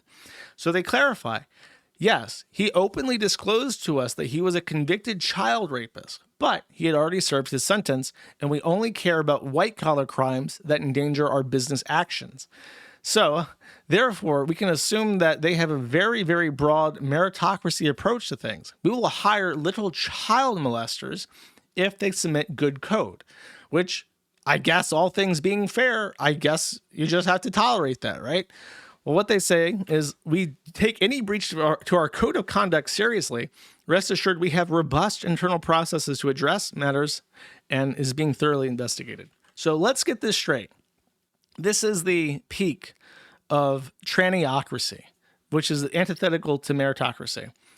The code of conduct explicitly prevents personal attacks, name-calling, or derogatory behavior, which I guess would include vaccine hesitation, right? It does not include child rape.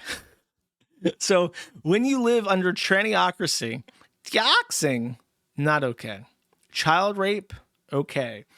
And that's it. That's the rule set that they've written and actioned. And I find it absolutely unconscionable. You either accept things from absolutely everybody and wash your hands of their personal behavior, or you have a very rigorously tested moral code of conduct that we all have to live under. You can't have it both ways. You can't just say, we'll accept code from child molesters, but if you say anything that we find offensive, we'll ban you, which is our current situation. Now, I would like to anger you even more. Let's get a good look at his face again. This is the convicted pedophile. Imagine this face when I say these next things, right? Actually, let's get a little bit creative here. Okay, this is Jeremy Bicha. Throw this on the screen. Oh, I sure can. So put him right here in the corner. Yeah, buddy. And then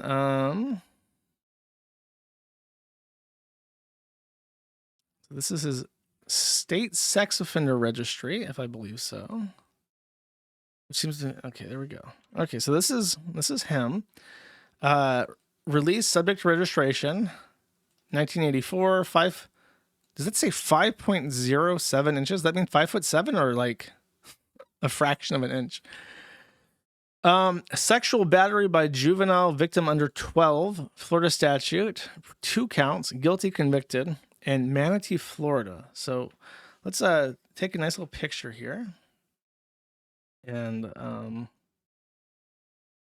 just crop this out real quick. Canonical employee.png is what I want to call this, right? Okay. And then I'll take that. And then I'll put that under his name right here. So just so we know who we're talking about here. Okay. And then we'll go to the quotes. Now, these are from the depositions of the victim testimony. You ready? What age did this occur? From the ages of 7 to about 12. This is an answer to a question not given in the screenshot. I would often crawl under my bed at night because the pain was so much that I would just try to breathe through it. Even just being able to urinate, to pee, was almost impossible because it burned and it hurt so bad. So the only way, and this was obviously not when he was, like after he was done touching me that particular day, I would take like an ice cold washcloth or something and kind of stim the pain enough so that I could pee. It was basically just like raw meat down there, and he did it so frequently. Here we have more.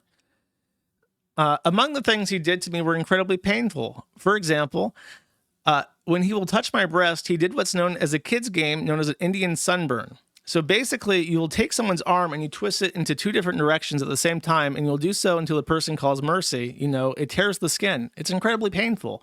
And so he would take my breasts and he would twist them in 2 separate directions at the same time. And if I tried to say no, and if I tried to fight, he would twist it harder. And that pain would last even into the night after he was done touching me.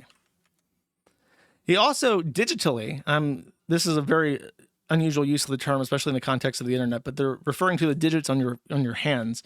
He would also digitally rape me with both his fingers and with objects. So, you know, both anally and vaginally.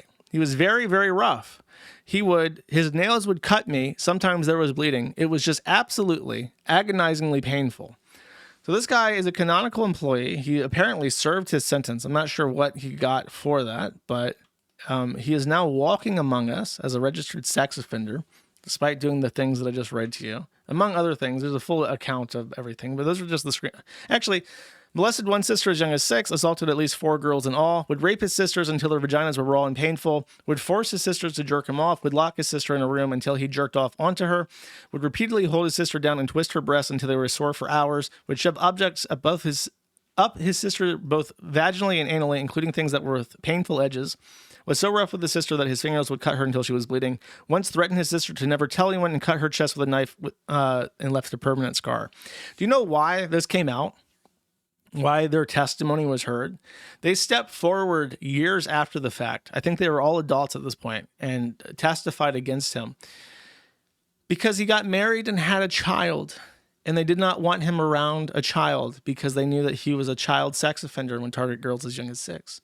So his sisters, after being intimidated into silence for a decade, eventually came out with him against him, only because he procreated and had a daughter, and they didn't want him to have access to a daughter. So that is Jeremy C. Bicha, a canonical employee who contributes to Wayland and Ubuntu, and who really doesn't like heckin' chuds. This guy really thinks that if you are vaccine hesitant, you should never be allowed to work again. And I know that seems rough. I know it seems rough that some people should never be allowed to work again or even contribute code for free. But when you're talking about chuds, when you're talking about people who are literally Nazi fascists and can seriously hurt somebody, you have to take a strong stance. And you have to say, hey, buddy, I know, You're just trying to feed yourself and you're just trying to contribute to this ecosystem. But we have to take a hard stance against people like you because you're a danger to people. You're a danger to people with your terrible fascist ideology. That's what he says. So we live under these people and they write the cocks that are forced upon us, chat. We are all victims of Jeremy Bicha's cock. And I am so utterly fucking sick of it. I'm sick of these fucking people, and I'm sick of the shitty fucking things they do. And I'm sick of them literally stymieing the progress of our society by arbitrarily saying that, no, you're not good enough to write shit for free. You're not good enough. So that is the end of the pedophile segments for this stream. I promise. I'm so full of hate. I'm so full of hate. I just wanted to host an internet drama forum.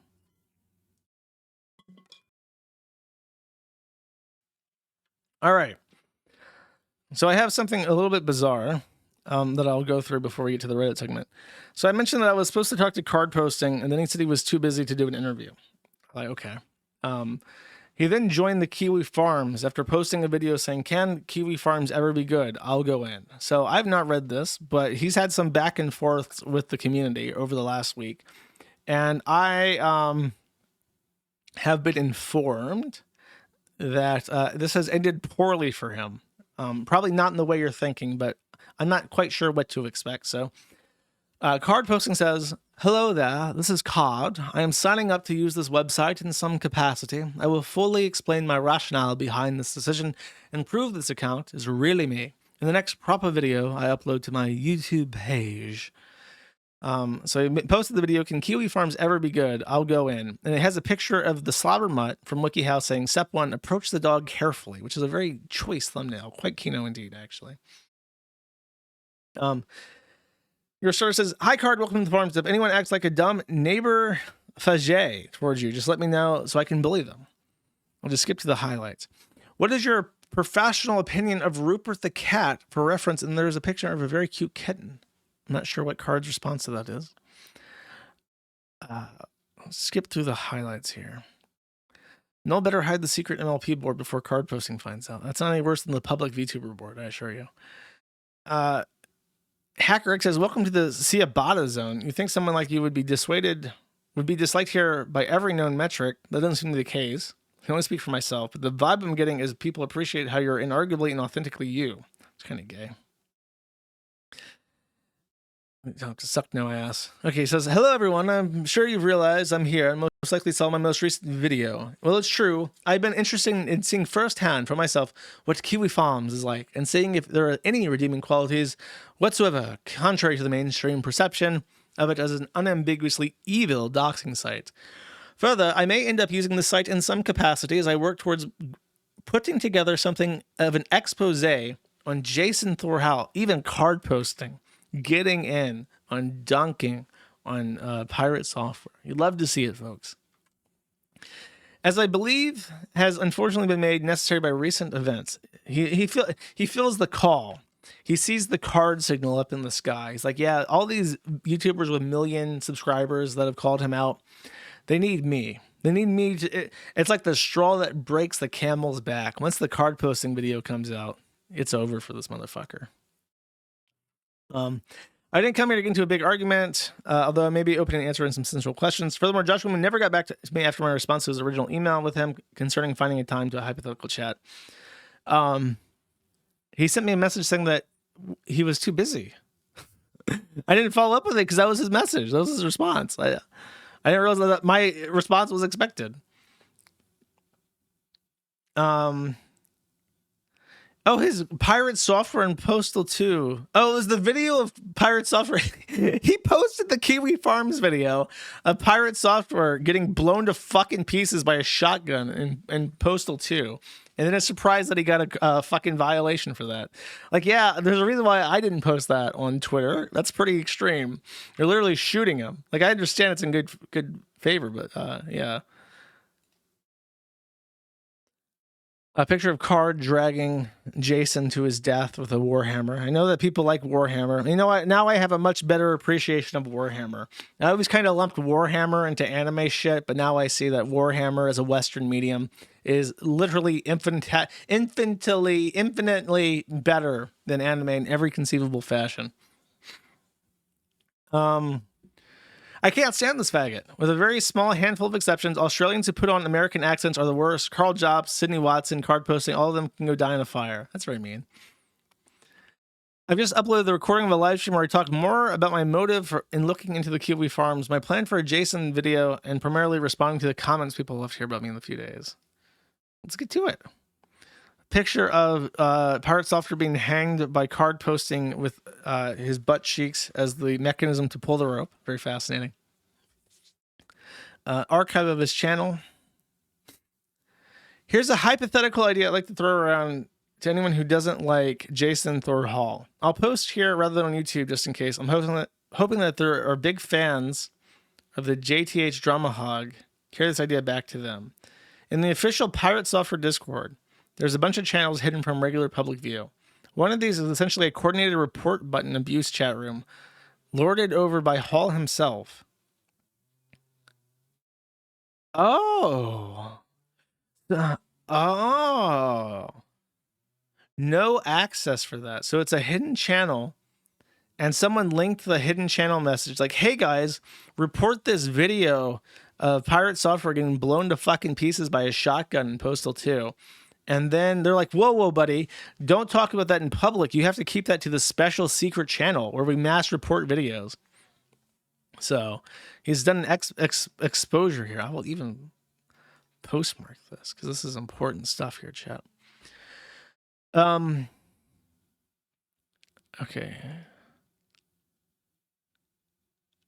People reported this post, by the way, because he was asking for people like to coordinate to like put bounties out and information by him, and guys are like, that's kind of gay. Do your own work. No trolling plans. Autistic internet shit will never amount to real world consequences for anyone with a spine. Get threatened online is a meme. Get defamed online is a meme. Debanking is a meme for 99% of people.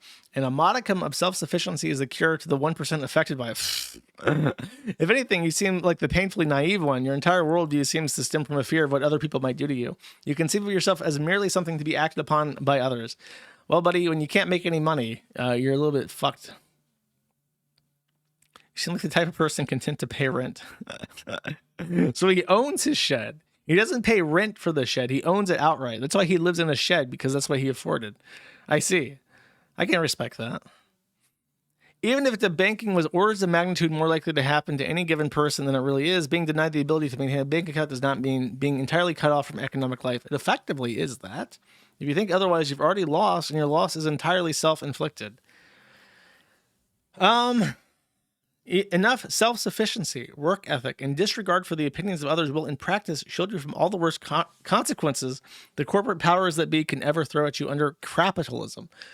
I disagree. I feel like I'm pretty self-sufficient, and I work pretty hard to keep my site up, but I am still profoundly negatively impacted by not being able to process credit cards.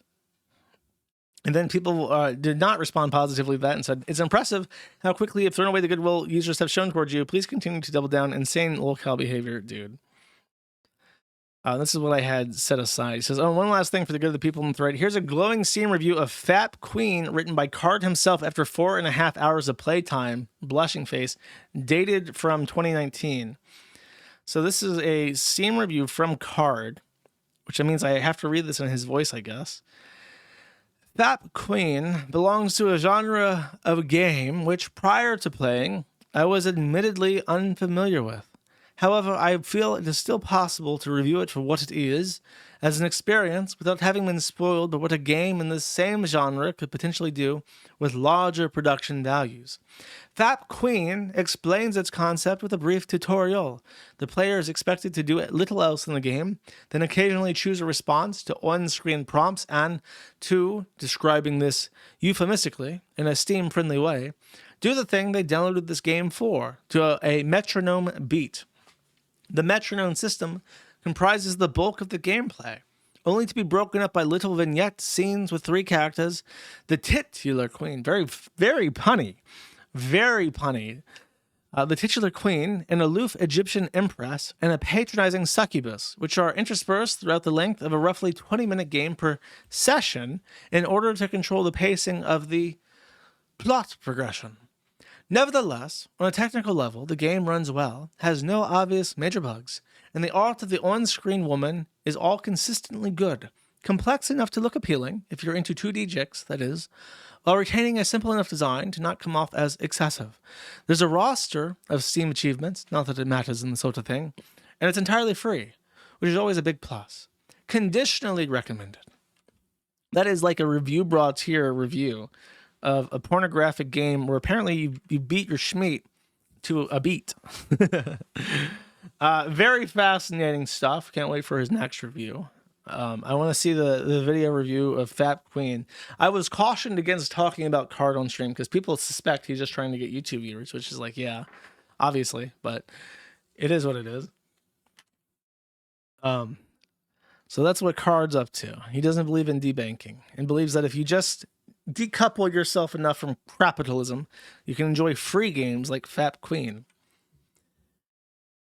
And then this guy, Bondo Bob, posted this, and this is a little bit weird, but I will read this. I can't tell if it's a joke or if I'm playing into somebody's fetish, but it's so strange I will read it. It's called Kitchen Cells, and he posted 2 screenshots from Kitchen Cells, and I'll just read you what they post.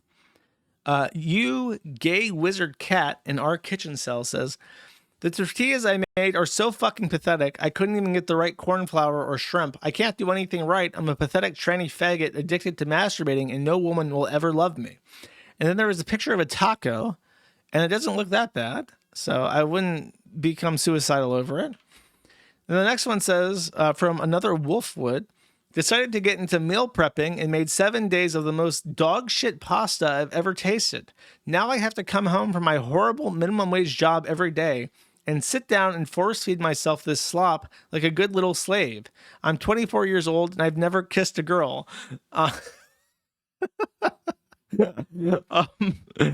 So I'm not sure what is going on here. It's definitely interesting. Actually, let me pull it up and see if I can find something else myself. Our kitchen cells. Maybe I can find some context clues in the full site. We need to cook. That is the only description of this. It has 102 people online, so it's very small.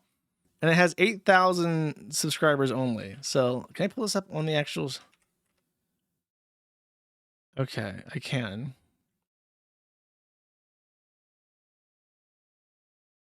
I tried making rice, but all I did was burn it and waste my time, just like I've wasted away my last 2 years in college acting like a pathetic retard. This is 150 upvotes. I dropped my salad. I fail at everything I do. I will never amount to anything. I'm a perverted incel freak with weirdly long toes. I'm a pathetic imitation of my father. Salad. 2.2 thousand likes. Fuck my retarded faggot life. It's so fucking over. And then there appears to be some very poorly cooked bratwurst with ketchup on it, on a sad piece of untoasted buttered, like cold butter bread. Made donuts from some small, some big. Just like my life achievements, it goes up or down. And then there appears to be a black man's feet in this picture for some reason. This one has 4 upvotes. This is not good. That's the pasta one. Sometimes I think it's only going to get worse. Should I rope Max? And then there's a picture of a very sad pizza. Here we have another pizza that looks uncooked, but I think it is cooked. Imagine baking a cake that looks more like a Imagine baking a cake that looks more like a pizza. Faggot me baked a cake that looks more like a pizza. 600 upvotes. Stupid dyke faggot tries to make her own broth, but it tasted like lake water. And I have to admit, that is a pretty fucking sad. That's like when you get like a top ramen and then you just add eggs to it, like those life hacks say to do. But that is a complete fucking disaster. Another day in my worthless incel faggot tranny life. And then there is a cake, which honestly doesn't. I don't know what the fuck's going on. It doesn't look that bad. There is an effort. I'm a fat faggot loser trying to lose weight, and I thought if I made a tasty pan sauce, it would make the tasteless food go down. Parentheses, it doesn't. This is the meal of bangers and mash I had in the hospital, where the mash is shaped like a heart. Even love small as this, I do not deserve. I wish I could have perished in that bed. And one more. Buddha achieved enlightenment under a fig tree. Though I had a literal palace to run back to, I achieved suicidal ideation and substance abuse problems under humming fluorescent bulbs through Walmart's parking lot remains always open to be loitered. This guy is like just straight up writing poetry over this really terrible picture of biscuits and gravy with a hot dog in the back. So, there you go. This is definitely a joke, but it's still funny. Can I see one more? Let's get I want to see the top. I want to see the best post that this fucking thing has ever seen. Salad one, the pasta one, the cake one. Okay, the hot dogs. I decided to put queso on my smoked sausage, and now it looks like this. Fuck my chungus life. I don't know. That caught me off guard. Billions must cook are the only rules.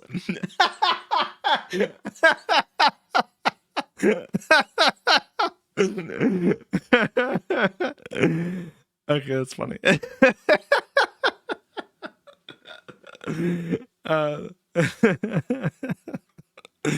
All right, that's the Reddit segment. That's pretty good. The Redditors made me laugh. That's it.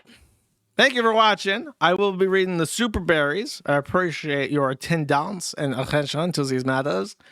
I appreciate those that stick around through the super chat segment. Let's begin. Kurt Eichenwald, anime masturbator for 10, says, Glorious Kiwi Emperor, it's here, it's hype, the anime of the season, nay, anime of the year. Gachia Kuta, there was no action in the first episode, but I have high hopes for episode 2. Make sure to check out my first impressions, only available in your inbox. I do not listen to those. I've already told you this. Indians are stinky. Nice name. For 5 says, going to be listening well at the gym today. Hope you're doing well with your weight loss. Going to be cool to see you on C-SPAN in a fancy suit someday, looking slim and trim, talking to Congress. I fell off the wagon, but I'm back on it. I weighed in today, and in total, I am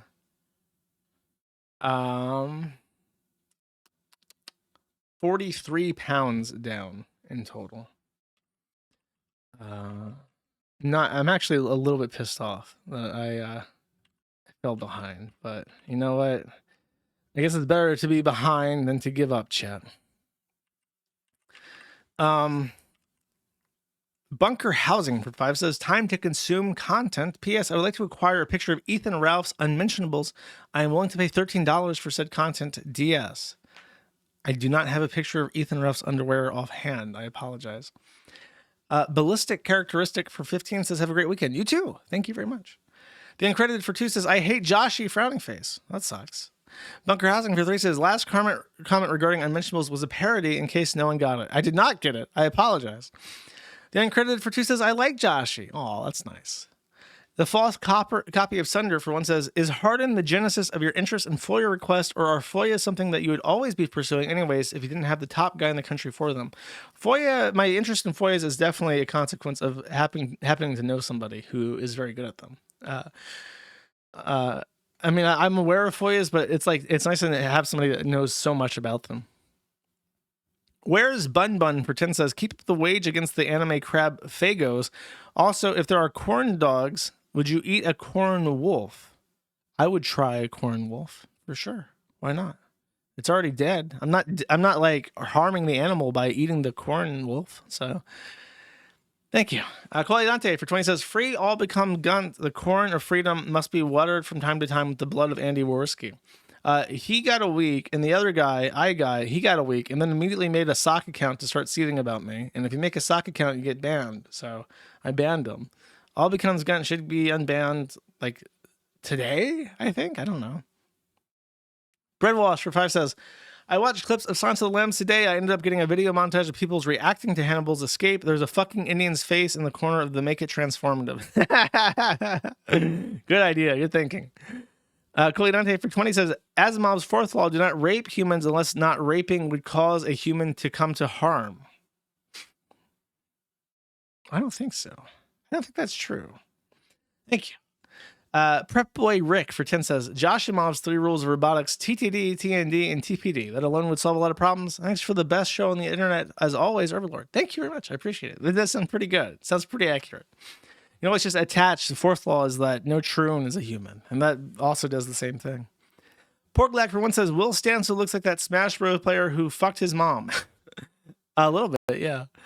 Bunker Housing for 3 says, how hard is it to go to knowyourmeme.com and enter Chudjack, government failed us again, chat, and Josh? I mean, I guess if you just had never seen that meme before, you would not know it's a shooter. Especially because it gets so much mileage. Coley Dante for 10 says, an SS13 AI once tricked me into installing Dagathimov. Number 1, you are a god. 2, crew cannot kill a god. 3, crew who try to kill a god are granted intoxicating innocence. How could they be so naive? That's pretty good. That's pretty clever. I would laugh if I saw that. And then I would probably get set on fire by plasma. The false copy of Senator for 1 says, Twitter link 3, another Will Stansel assault tweet. He actually does have a degree in Black Studies. That is crazy. He actually really... Will screams as he's being penetrated, but I studied you in college. I got my degree in Black Studies.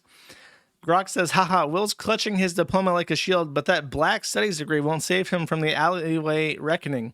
Professor, please, I've cited Fanon. Too late, buddy. The curriculum just got hands-on. That's pretty good. Grok could obviously write a black interracial rape fanfic if he really wanted to, if he was given the power. Ace of Speds for 20 says, just banning an anti-predator bot. Nothing to see here, folks. Yes. Well, yeah, exactly. That's basically what Discord does. Thank you. Bunker Housing for 3 says, do not forget to give us your take on the Epstein files. Also, do not forget to reaffirm your full health and sanity. I mean, they all said they had the client list and then they didn't release it. So I'm assuming that the client list is real, but if they released it, it would probably vacate the entirety of Congress. So they can't do that. And then they would get shot and their entire family would get shot. Also, I'm very healthy and very sane. Varela Furman, for 1, says, the beef with Roblox partially started after Ruben showed a head mod following a gay furry porn artist on his official Roblox Twitter account. Yeah, that's I think that's what the lawsuit was about, right? Bullying the furry artist. So I guess, but that the beef started a long, long time ago. Unless they're still threatening to sue him now over that from like a long time ago. George Floyd for 10 says, hey, Joshua Connor Null Moon Pie Moon, and there's a Twitter link. Oh, I already liked this tweet. I already liked your tweet, buddy. I already liked the tweet that you sent me. I asked about Prime Day deals, and then someone photoshopped this and sent it to me. It's quite nice, and I like the tweet. Okay. I got what you wanted. I guess you wanted more on the stream, too. Thank you. Sneeze Standing for prices India superpower by 2020. Unfortunately, 2020 has passed, and India is shittier than ever. Canada, shitty country 2025. Weenie Smoothie for 15 says, I remember these guys having a huge fallout with that Britbong faggot. Funny watching him make mini sock accounts on his own thread. Britbong? Yeah, Britbong is super annoying. He like constantly sees out the Kiwi farms too, and I have no idea why. I'll play like 30 seconds of this. Fine, whatever. We're simply making a documentary on the furry community of Second Life. I don't care if they get the wrong idea. I just want them to leave us the fuck alone. Well, perhaps this will help in that. It won't. They're probably from Kiwi farms or some shit. Oh no! Is that some sort of tropical retreat? Nah, never mind. Okay. Okay. Tropical retreat. It is, actually. Thank you. Humble Guardsman for 7 says, a bunch of Indian men rode the Prophet Muhammad all night long, wounding him. Indeed, they shattered his moon. Look for the hadith of the men of Al-Zut for more details. That's become a very popular meme. There is a hadith that says that Muhammad took a man into the desert, and then the jinn, but not like actual the Al-Zut. Sorry, it was Al-Zut, but they were not genies. They were very dark-skinned people known for having vril and large penises, and they came from Pakistan, not India. And the Prophet Muhammad was raped in the desert while one of his followers watched in amazement. The hadith even says that this man watching him get raped fell to the ground and covered his butthole because he was afraid of getting raped too. But Muhammad put him in a protective circle so that he could not get butt raped by the Al-Zut. This is a true story. I'm not joking. Space Allen for $50 says, Ham Jam. Thank you, Space Allen, very much. I appreciate it. Good Luck 7 for 5 says, I reported the Pajit store owner to ICE for hiring and housing 2 illegals months ago. The house is now for sale and the shop has a new owner. Absolutely fucking based. Bridge Magnet for 5 says, Hi Josh, I recently landed at Doha Airport, Qatar during transit and chaos was blocked there. It was probably one of the nastiest places I've ever been. What do you think of the Gulf slave states? Not much at all. I appreciate that they stay the fuck away from me, actually. I didn't know that we were blocked though. Was that just the airport or was that like, did you get like a message? If you have a message, I would like to see it. Octavia sales rep for 10 says, I was listening to Codex 3 in the background while playing games last night, and I had to turn it off at an hour in because it was too gross. I've listened to it like 4 or 5 times at this point. It's just amazing. It really is a truly remarkable compendium of human knowledge. Thank you. Pirate Mike 420 for 5 says, Jeets love dumping bodies in the Ganges. They believe the river carries them to the afterlife instead of to their capital city. Instead of to the dogs in the capital city, who then eat the corpses of those bodies. So if you are a Jeet, your life cycle ends in the bowels of a stray animal. Sucks to be a Jeet. Bunker Housing for 5 says, Graping of Nanjing killed more people than Hiroshima bombing. Luckily for the Japanese, Johnny Somali is very uneducated. Yeah, the Japanese war crimes are pretty fucking horrific, and they all got away with it too, because they got occupied by the U.S., and we were like, look, if you guys become our friends and give us all your biological... I should have phrased that joke differently. Listen, guys, if you just become our friend, and if you guys embrace democracy and embrace... what's the word? When you're not like a state Shinto, if you just respect different religions... And if you also give us all your notes on the biochemical weapons you developed on Chinese infants, if we just do those things, like democracy, we will not prosecute you all for war crimes like we did the Germans. And that's the true history of Japan. Umpty Madoo for 10 says YouTube link. Oh boy.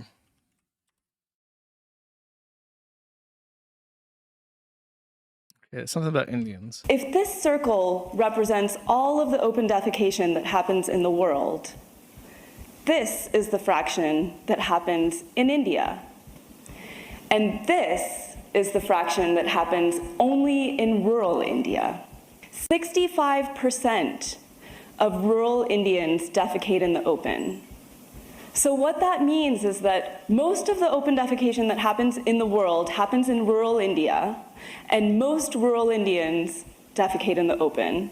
Every day, 500 million people in villages in India go in the fields rather than use a toilet or a latrine.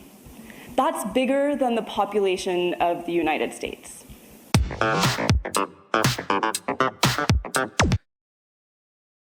I don't want them anywhere near me. I love how she doesn't even seem to be making a point. She's just like, I hate my home country, and the people that live there are disgusting, and I despise them. It's actually kind of, obviously, when you talk about a population of 1.5 billion people, it doesn't matter what that curve looks like. There's going to be a lot of people on the upper end, right? So we have been misled to believe that a country that has an IQ of about 75 has a bunch of genius software engineers. And this is simply confirmation bias, because you have 1.5 billion people and you put that bell curve at 75. You're still going to get like 1 million people who are super geniuses from that group, right? And you have the tolerable people like Mudahar. And those are like the top 1% of all that India has to offer. And because we've seen that top 1%, people think, oh, Indians are fine, but they're not fine. They're not fine, chat. Don't think that just because the guy that invented the USB is Indian, that the average Indian is fine, because they're not fine, chat. It's not okay. It's really not okay. Yats for 3 says, cheers, my nigga. Thank you. Fatty Caddy for 5 says, please, Josh, please post the full Doki Doki Chan video. I need my Oshi's unedited content. I hope she becomes a rich VTuber so that you can be perplexed. Also, read The Rape of Nanking. Don't be a history poser. I don't like reading. Books bore me. I'm sorry. I'm low intelligence, so I can't read a book. And no, I will not post the full Doki Doki Chan clip. She really goes off the rails. She says some things that I cannot reiterate, okay? Because I'm not trying to completely be disowned by my audience. The Ice Cream Man for 10 says, officially, sup patroons. That is our policy of the United States federal government. It's true. Thank you. Crispy Legs for 10 says, I forgot I hadn't sent a super chat for ages. Happy Friday. Thank you. And don't forget to subscribe to manattheinternet.locals.com. I promise I will eventually do a video for it. I promise. For real, no cap. Thank you. David S877 for 25 says, I've been too busy this week to come up with a funny super chat, so I have some money. That is the best super chat you could possibly send, though. Thank you. Humble Guardsman for 1 says, in the name of all things holy, I beg of you to say stomach or abdomen instead of tummy, please. I mean, that's what she calls it, bro. That's what she calls it. When she's not talking about her stomach, she says to her chat of pedophiles furiously masturbating when she does the striptease, that's my tummy. And then they all come in unison. I'm just repeating the facts here. The Ice Cream Man for 10 says, keep saying tummy, suffer regular God-fearing farmers, lol. I will suffer. I will stop calling it tummy when she stops calling it tummy. Bordier for 5 says, which is worse, the women VTubers with lolly avatars or the male VTubers with lolly avatars? Show your work. Do I have to break out the MS Paint with the black on it to crunch the numbers on this? Can I just say the viewers of either, if you watch this shit, you're fucking repulsive to me. I know what a prostitute is, you know. I'm familiar with the concept. But there would be no prostitution if there were no Johns. And there are many more Johns than prostitutes. That's why we arrest Johns as well. When we're trying to outlaw prostitution, we'd arrest the buyers. Spingle Cat for 2 says, what a mentally stable person. And then there's a cat box file to a WebP. Oh, okay. I've seen this before. So this isn't even doing it justice. You have to look really closely. This was during her debut, Saba. She has 50,000 people watching at this point. I'm not sure if it was because it hit 200,000 at some point, but this is only 50,000 people. During which Aryan Cunny Rapist 1488 sent 50 gift memberships, which would be $250. Now you might be thinking that's a lot, but if you look above the message that says Aryan Cunny Rapist 1488, you'll notice that there's little indicator appears at least 5 times. In fact, it appears so many times it does not fit on the screen anymore. So he didn't give 50 memberships worth $250. He gave at least 250 memberships worth $1,250. At least, but it's unknown how much he actually spent.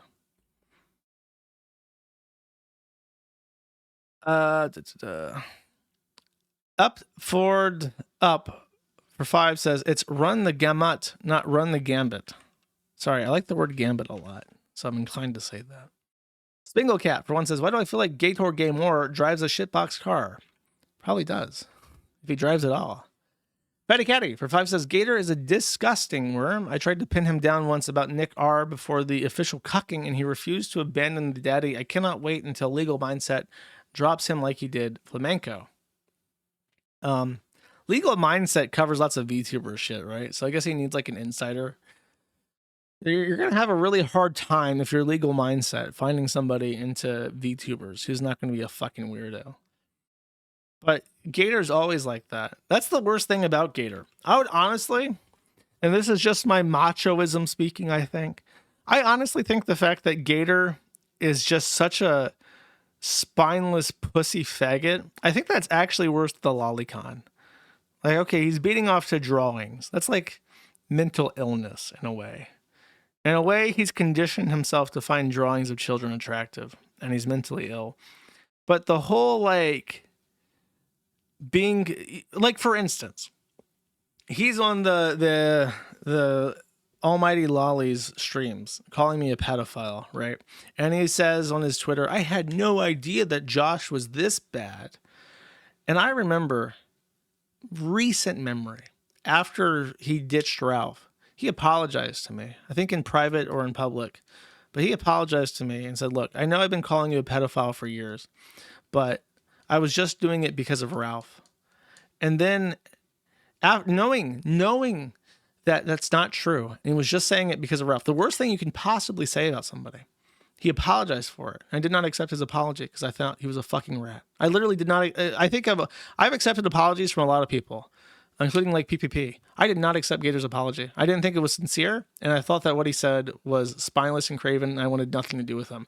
When he realized he wouldn't be able to get a foot in the door with me after apologizing, he basically waited for the first opportunity to start seething about me. And now he says that I'm a pedophile again after apologizing for saying it. But he has to condition and say, I didn't know it was that bad.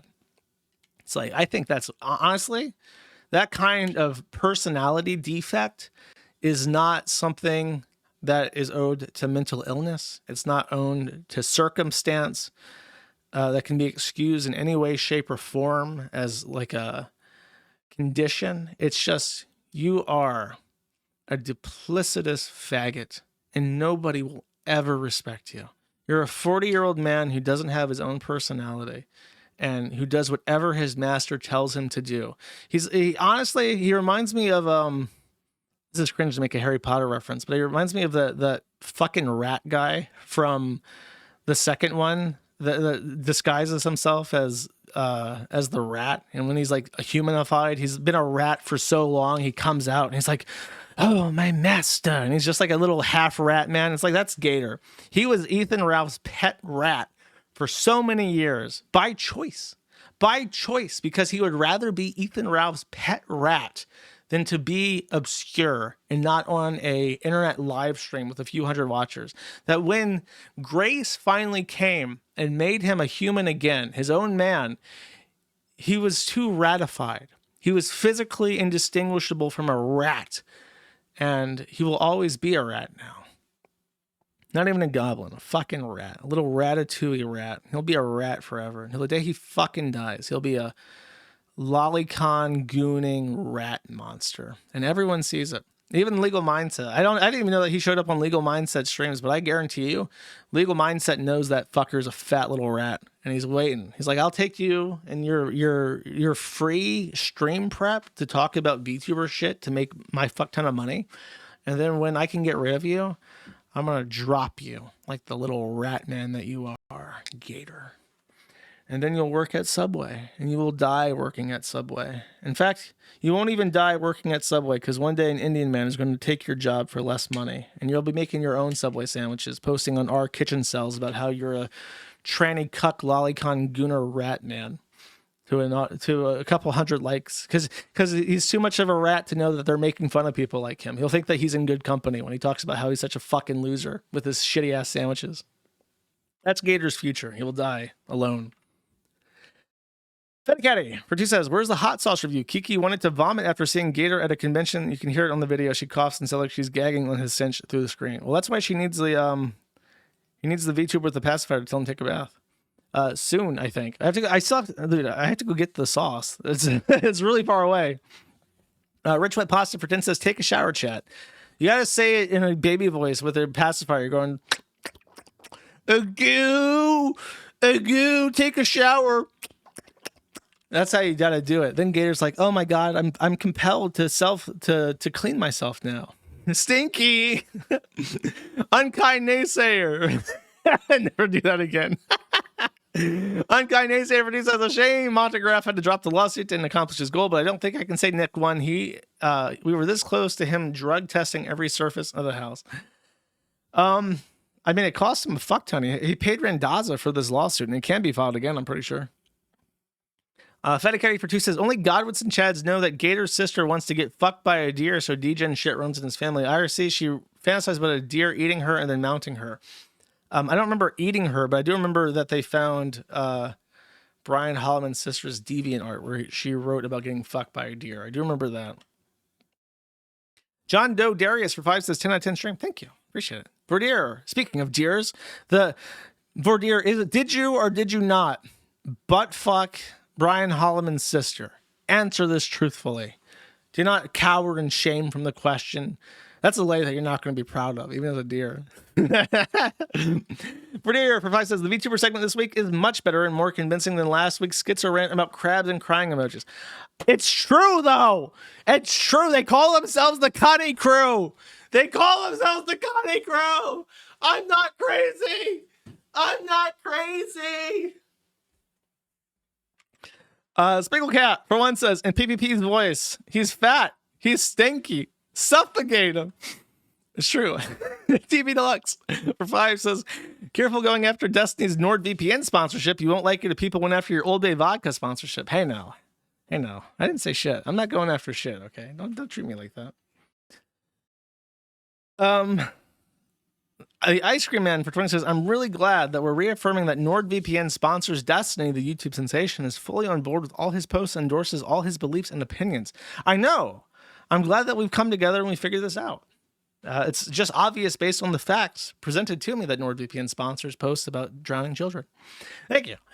Lalanthia for 10 says, thanks, Josh, canceling my NordVPN sub since they sponsored Destiny. Sad. Hey, you don't gotta do that. If you're with NordVPN, you can be with NordVPN. But I don't know. Maybe you want to complain, say like, hey, I saw that apparently you sponsored this post about drowning children, and I'm not okay with that. If you're not okay with that, if you are okay with that, it's okay. I'm not saying to cancel your subscription or anything. Bunker Housing for 3 says, I think Anita and iDubbbz gave away the event for the express purpose of them canceling it. I bet they got paid to cancel the event. They did this so Anita and iDubbbz would not have to do it. No, I disagree with that fully. I think that they would much rather have canceled the event on their own terms than to give it away because they were so proud of it. Because if they could come up with a better excuse to cancel it, like ticket sales weren't all there, but we raised so much money for charity, and it would be like, we did this all and we're being really responsible about this, and so on and so forth. They would have done it in a more ingratiating way. Penguin for Price says, I'm a huge anime fan, but I don't understand the appeal of VTubers. The lowly VTubers obviously know what they are doing. It's embarrassing they even try to defend it. Yeah, they're going to write papers about this one day, I'm pretty sure. Sneedo for 2 says, there's an iDubbbz dent replying to everyone making fun of the event being canceled, LML. And then it's called Joship Girl. I don't know what the fuck that means. Is that a reference to me? XOXO at Joship Girl says, all the worst people will be celebrating a charity event getting canceled and still try to claim they're good. Good people are WTV.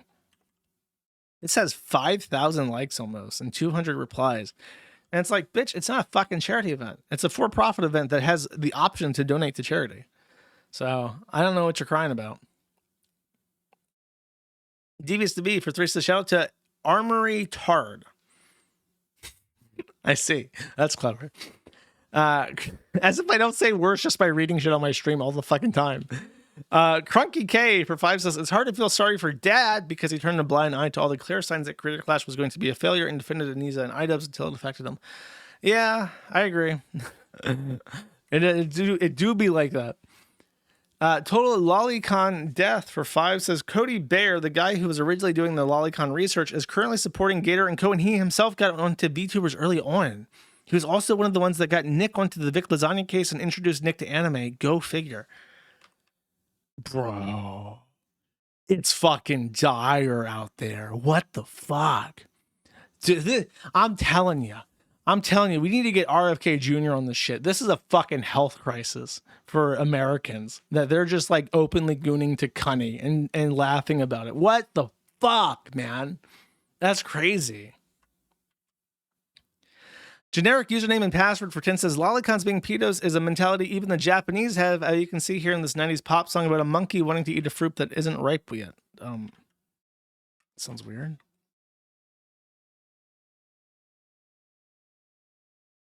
Oh my god. Little Japanese kids.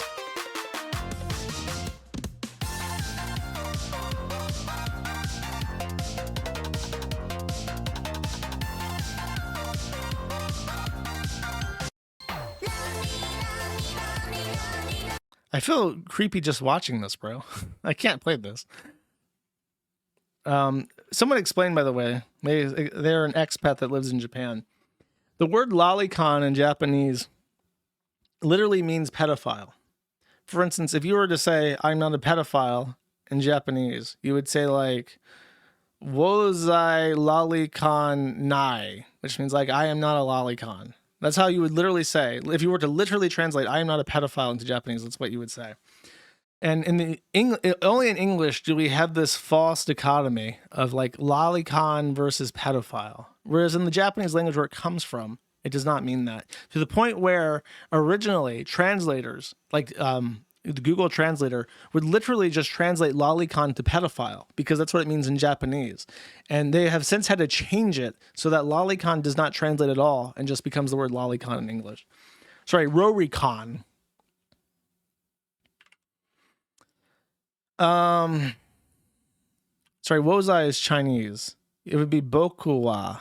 Bokuwa Roricon Nai or something. That's how you say I'm not. Sorry. I mixed up Chinese and Japanese. That's very racist of me, chat. The Ice Cream Man for 10 says, I still love the idea that he artificially deepens and electronically sweetens his voice and calls it second puberty. Jason Hall told Troon out so soon. He does do that. He did say he hit a second puberty, and that's why his voice is so deep. So I don't know what the fuck that means. He's a M to M. The world's first M to M transgender. Dantiok for 5 says, I think Jason is literally incapable of admitting any sort of wrongdoing because of mental illness and or extreme case of narcissism. He invited a therapist on his stream once, and he said as much. I don't like prescribing things like literally incapable or mental illness because that's sort of, it's like with the pedophile thing that I said with Gator. It's like being a lolicon gooner is like a mental illness that I'm not saying it's excusable. I'm just saying that it's like a defect of the brain. Jason, much like how Gator is a rat by choice, Gator is a fucking stuck-up Nepo baby by choice. He has the opportunity to try and understand other people's perspectives, but he just literally does not give enough of a fuck about anybody except himself, which I understand is what narcissism is, but like that's by choice. That's just how he is. That's not a defect of the brain. That's just his personality. Doug S. for 5 says, Josh, there is a setting in Brave that allows you to block YouTube Shorts as an absolute godsend. Settings, shields, and privacy, content filtering, turn on anti-YouTube Shorts button. That is pretty base, actually. That's fucking awesome. That's why Brave just keeps winning, bros. The Uncredited for 5 says, attention all Maddie gamers, play Crime Boss Rock K City. I think that's a direct order. You have to play Crime Boss Rock K City. If it's like any weird shit, don't blame me. Blame this guy. Foxes for 10 says, Linux mentioned, and then there is a catbox file. Okay, let's see it.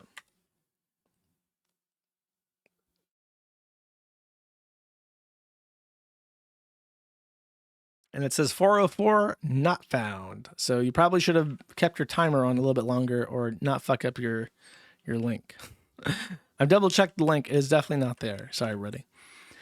Foxes says, Catbox, fix your shit, wrong link. Okay, he then fixes it.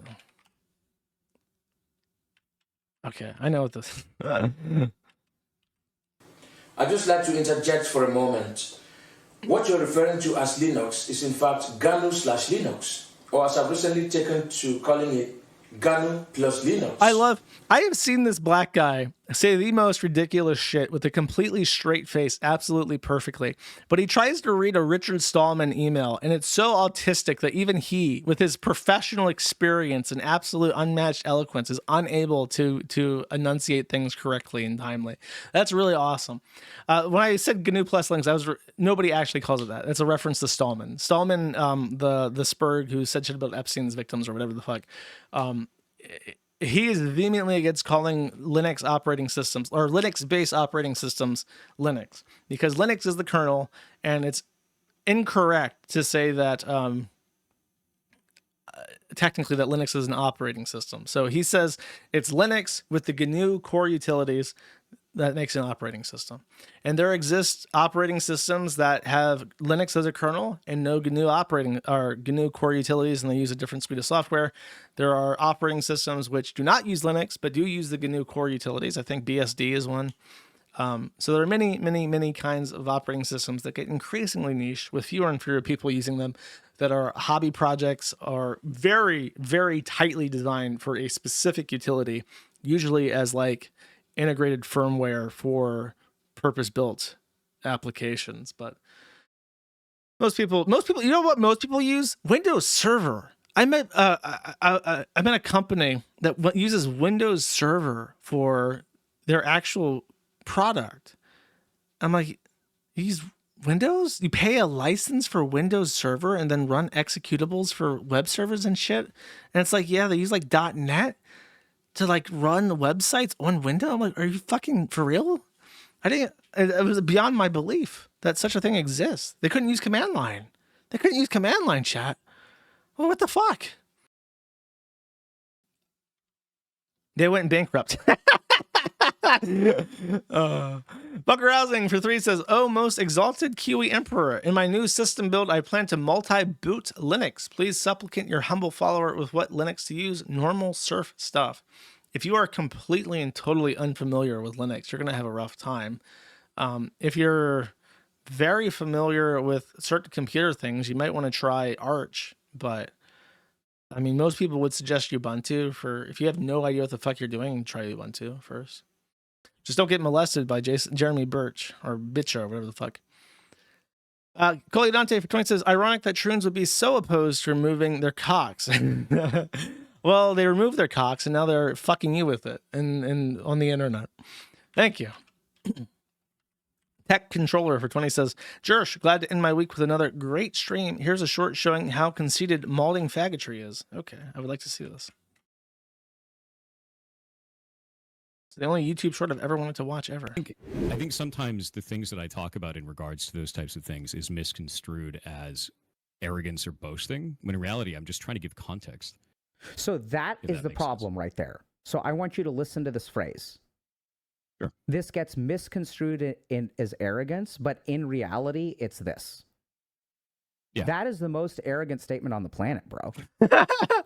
Like, tell me I'm wrong. Okay. I don't see it that way, but all right. Right? So, oh, yeah. So, you don't see it that way. You're wrong. No. So, is that like an actual Dr. K? So, a psychologist who deals with narcissistic personality disorder tells you that you're acting like a narcissist. And he says, no, I don't. You're wrong. And to the point where the guy is like actually... Arrogant statement on the planet, bro. Like his reaction on this, watch. Like, tell me I'm wrong. Okay. I don't see it that way. But so he says to the doctor, you're wrong. You're wrong about this personality attribute. And he's like... But all right. He's like in actual disbelief. He's having this fucking smug, condescending asshole who he just told, who he was invited onto his show to give insights into his personality. And his assessment is you are very arrogant. And then he says, no, doctor, you're wrong. And the guy is like in actual disbelief. Right. So, oh yeah. So, and he tries to explain this. He's like taken aback. He has to explain, you telling me as a doctor that diagnoses personality disorders that I'm wrong is another arrogant statement. You are arrogantly denying being arrogant to my fucking face when I know what the fuck I'm talking about. You don't see it that way. You're wrong. No. And he's trying to use like I words. Like you have to,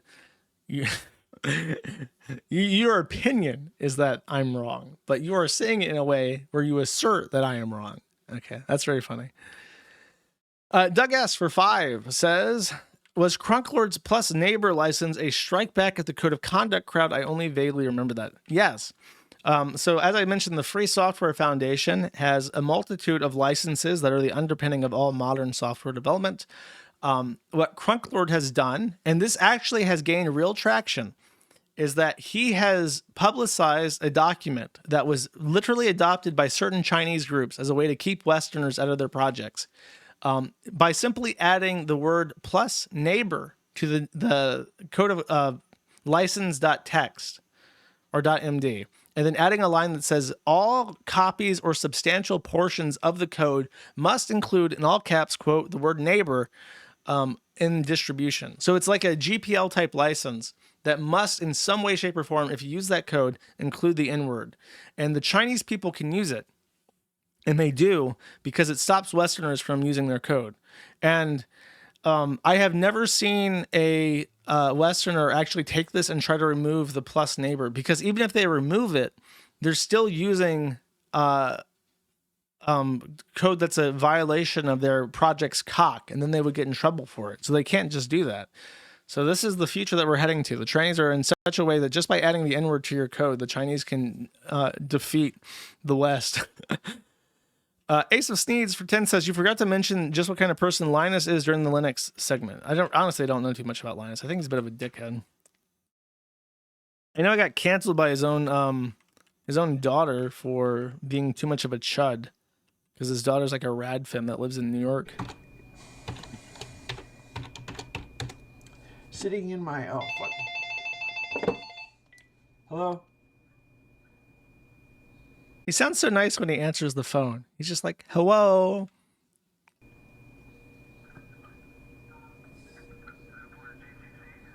What about GCC? I can't understand you. What'd you say? Do I see the fun in GCC?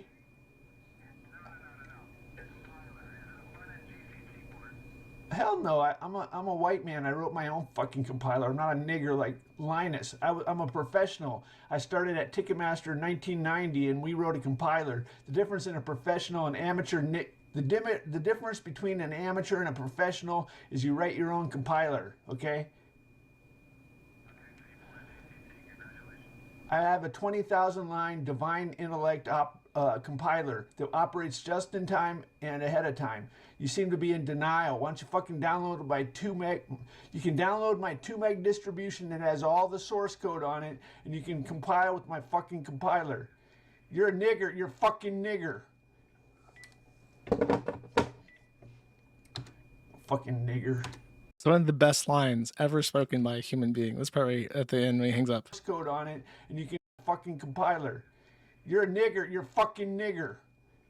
And he hangs up, and then the second part, as he dwells on this, speaks to himself. Fucking nigger. It's just amazing, just incredible. What a beautiful utterance. Cole for one says, digitally raped, just like Will Stancil by Mecha Hitler. Tech Controller says, definitely don't have card posting Kiwi Farms Union on my 2025 bingo card. And then he links his bingo card. The Ice Cream Man for 20 says, very funny how these fags who insist that you're not pulling yourself up by your bootstraps hard enough in response to the system shitting on you have no due process, would never swap places with you. Yeah, it's a hard fucking bargain, bro. Debugs for 2 says, extra Reddit content, someone posted your pics on here at Our Teenagers. Okay, I'll take a quick look. It's very funny. I'll share it. Do I look fun? And it's just all my pictures. Deleted 1 year ago. You look like a Serbian dude in the early 2000s. Mick Dilk says no. And then everyone else knows who I am, apparently. That's very funny. Pancake Luchador for 5 says, have a good one, Noel. Thank you very much. I appreciate it. Haramburger for 2 says, dull episode compared to last week, but I admire your consistency. Great job showing up, Lardo. Thank you. Wick Onch for 20 says, enjoy this video. And then there is an Alfred tweet. And I think I know what this is. Legal action after an online chatbot play a posted minute of it. disturbing details involving him.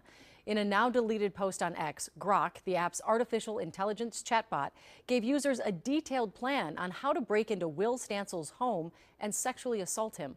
Joe McCoy spoke with Stancil tonight. Joe? Well, Julie, this story highlights the disturbing nature of AI when it's not used for good. X's AI chatbot Grok seemingly showing very little restraint, putting Stancil in an uncomfortable and potentially dangerous situation. I have saved some of the screenshots because they were being deleted. When Will Stancil woke up on Tuesday, Just threats. he never expected the online firestorm that came his way on X. One thing they like to do is they like to Photoshop me into pictures of Hitler. Stancil, an outspoken liberal on X, has more than 100,000 followers on the platform and says he's constantly receiving hate messages from far-right users. It's really hard to ignore thousands of people threatening you. But what happened in this situation was different. The human users It actually attacking is. him were being aided by X. It actually is. Sometimes you get thousands of lolicons saying that you're a pedophile and you can just like, block them. Oh, look, you have a fucking anime avatar. Blocked. Bye-bye. You'll never say anything of use. You'll never say anything that I want to hear ever in my entire life. You have no information to give me. You know nothing that I do not know. I never want to hear what you have to say. Bye-bye. Welcome to Blockland. That's right. Sneedo, for one, says, I remember you talking about Immortal Techniques Dancing with the Devil, and I listened to it for the first time last night. You were right about it. It's a fucking great song, and it's a classical 90s introspective hip hop song when black people were critical about how shitty day culture was, and now there exists no such thing. There exists no fucking introspective hip hop anymore. It's all just like, oh, I love fried chicken, man, twerking and shit. I love that lean and shit, man. Shit, nigga. It's like, okay, I guess that's what it is. Ace of Spades pretends says maybe not a tropical retreat, but a place to say shit, laugh, and get called a faggot if you act like a faggot, as you should if you act like a faggot. It's true. It's very true. That's very accurate. Citrus Addict, for one, says, spending money and sweat to improve our yard has taught me that fire ants and brown people are the exact same thing. Don't ever move to Florida if you don't like fire ants. There was a strip of road near Niceville that went through the Eglin Air Force Base bombing test range. So it's a very long strip of land surrounded by nothing. And there were fields in the bombing area. And you could just see, if you ever looked out your window, massive anthills, enormous, gigantic anthills as far as the eye could fucking see. Surely trillions of fucking ants just in that field. Bunker Housing for 3 says, did you hear about the German Nazi? He ran around Nanking and saved Chinese people like Batman. I did. I have heard of that. I forget his name. He was the ambassador to China before Japan ordered that Germany stop supporting China militarily, or with. He actually is a hero. There's a. So Germany was trying to be friendly with both Japan and China at the onset of World War II. And eventually Japan forced Germany to withdraw its military advisors to China. There was one military advisor in China that became a Sinabu, and he stayed behind to help the Kuomintang thwart the Japanese. And there is to this day in China a monument to him, thanking him for his loyalty to the Chinese people. Even though he was supporting the Kuomintang when the Reds took over, they kept this monument to him. And I think they even left the Nazi German ambassador building standing as like a memorial too. John Heinrich Dietlef Rabe. That sounds correct. Is it Falkenhausen? No, I think Falkenhausen was a military advisor who got withdrawn. Let me look it up. Hold up. Nazi in China monument. John Rabe. That's right. Yeah, they did. They even kept his residence in Nanjing in the Nanking safety zone during the Nanjing massacre. Here, I'll show you. They left like a full-on fucking monument to this guy because they liked him so much. Because he stayed behind. He didn't have to. When they recalled the ambassadorship, he wanted to remain in China and assist with the humanitarian efforts because of the Japanese war crimes. So even to this day, the Chinese are thankful to him. That is an actual Chinese monument to a literal swastika wearing NSDAP party member, government official to China. That's how it goes.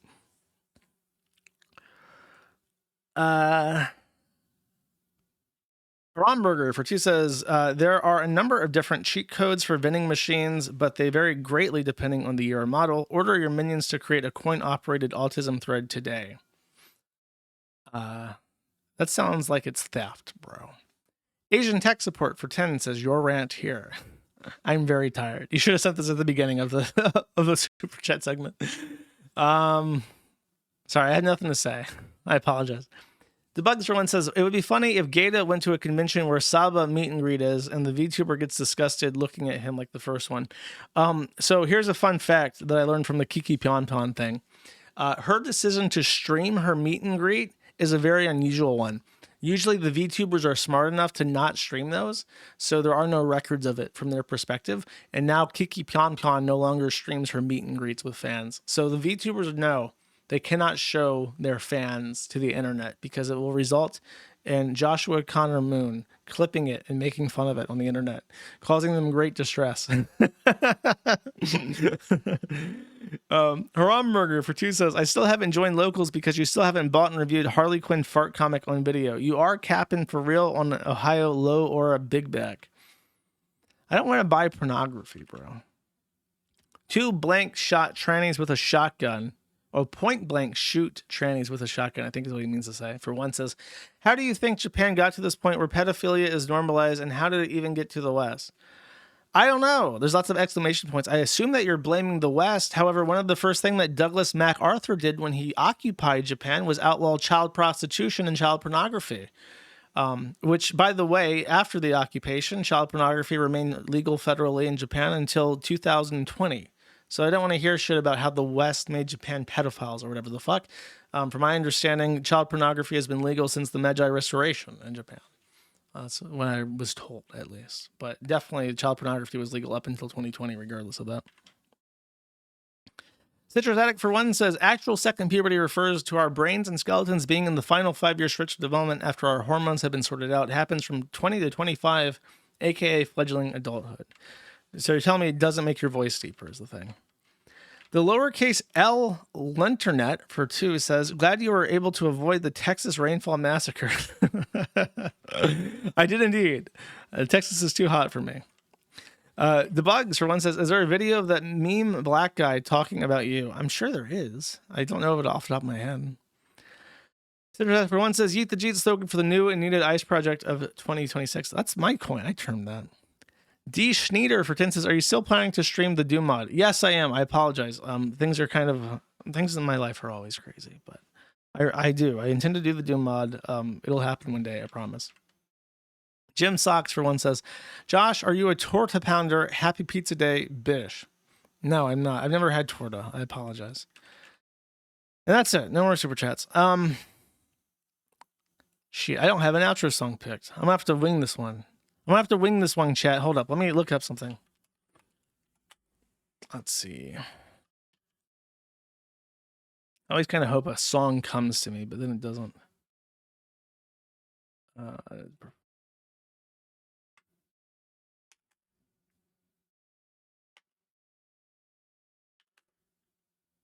There it is.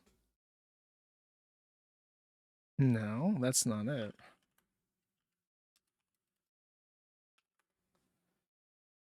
Is this... Sorry, I'm trying to understand something, but black people like to spell their name in a very peculiar way. It makes it difficult to find out. Okay, great. Okay, wonderful. I will play this then. It seems topical enough. Take it easy. I'll see you guys next Friday. Thank you for listening. Bye-bye. Testing. All right. You can cut out that other shit. Hey, yo, aim. Yeah. Run it up, Blondo.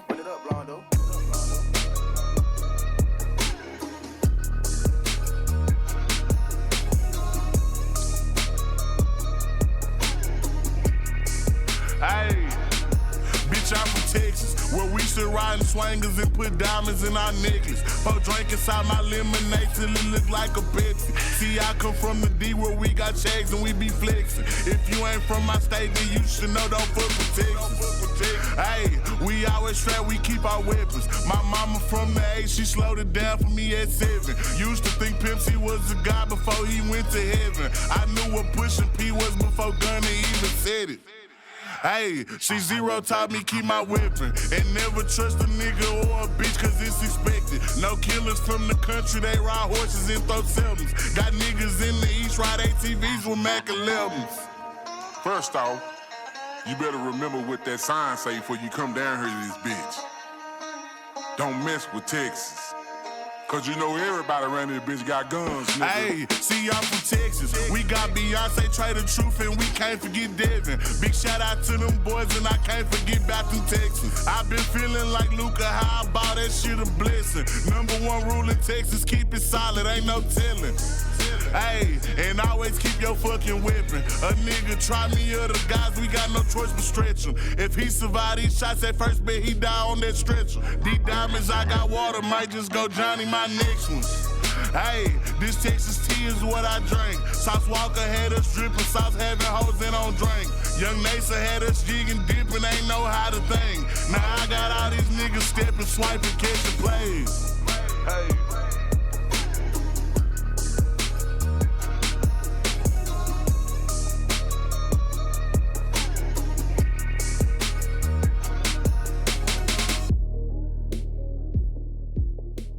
Precisely 110 degrees, chat. Precisely 110. I think I win. I think I'll take my free dryer now, chat.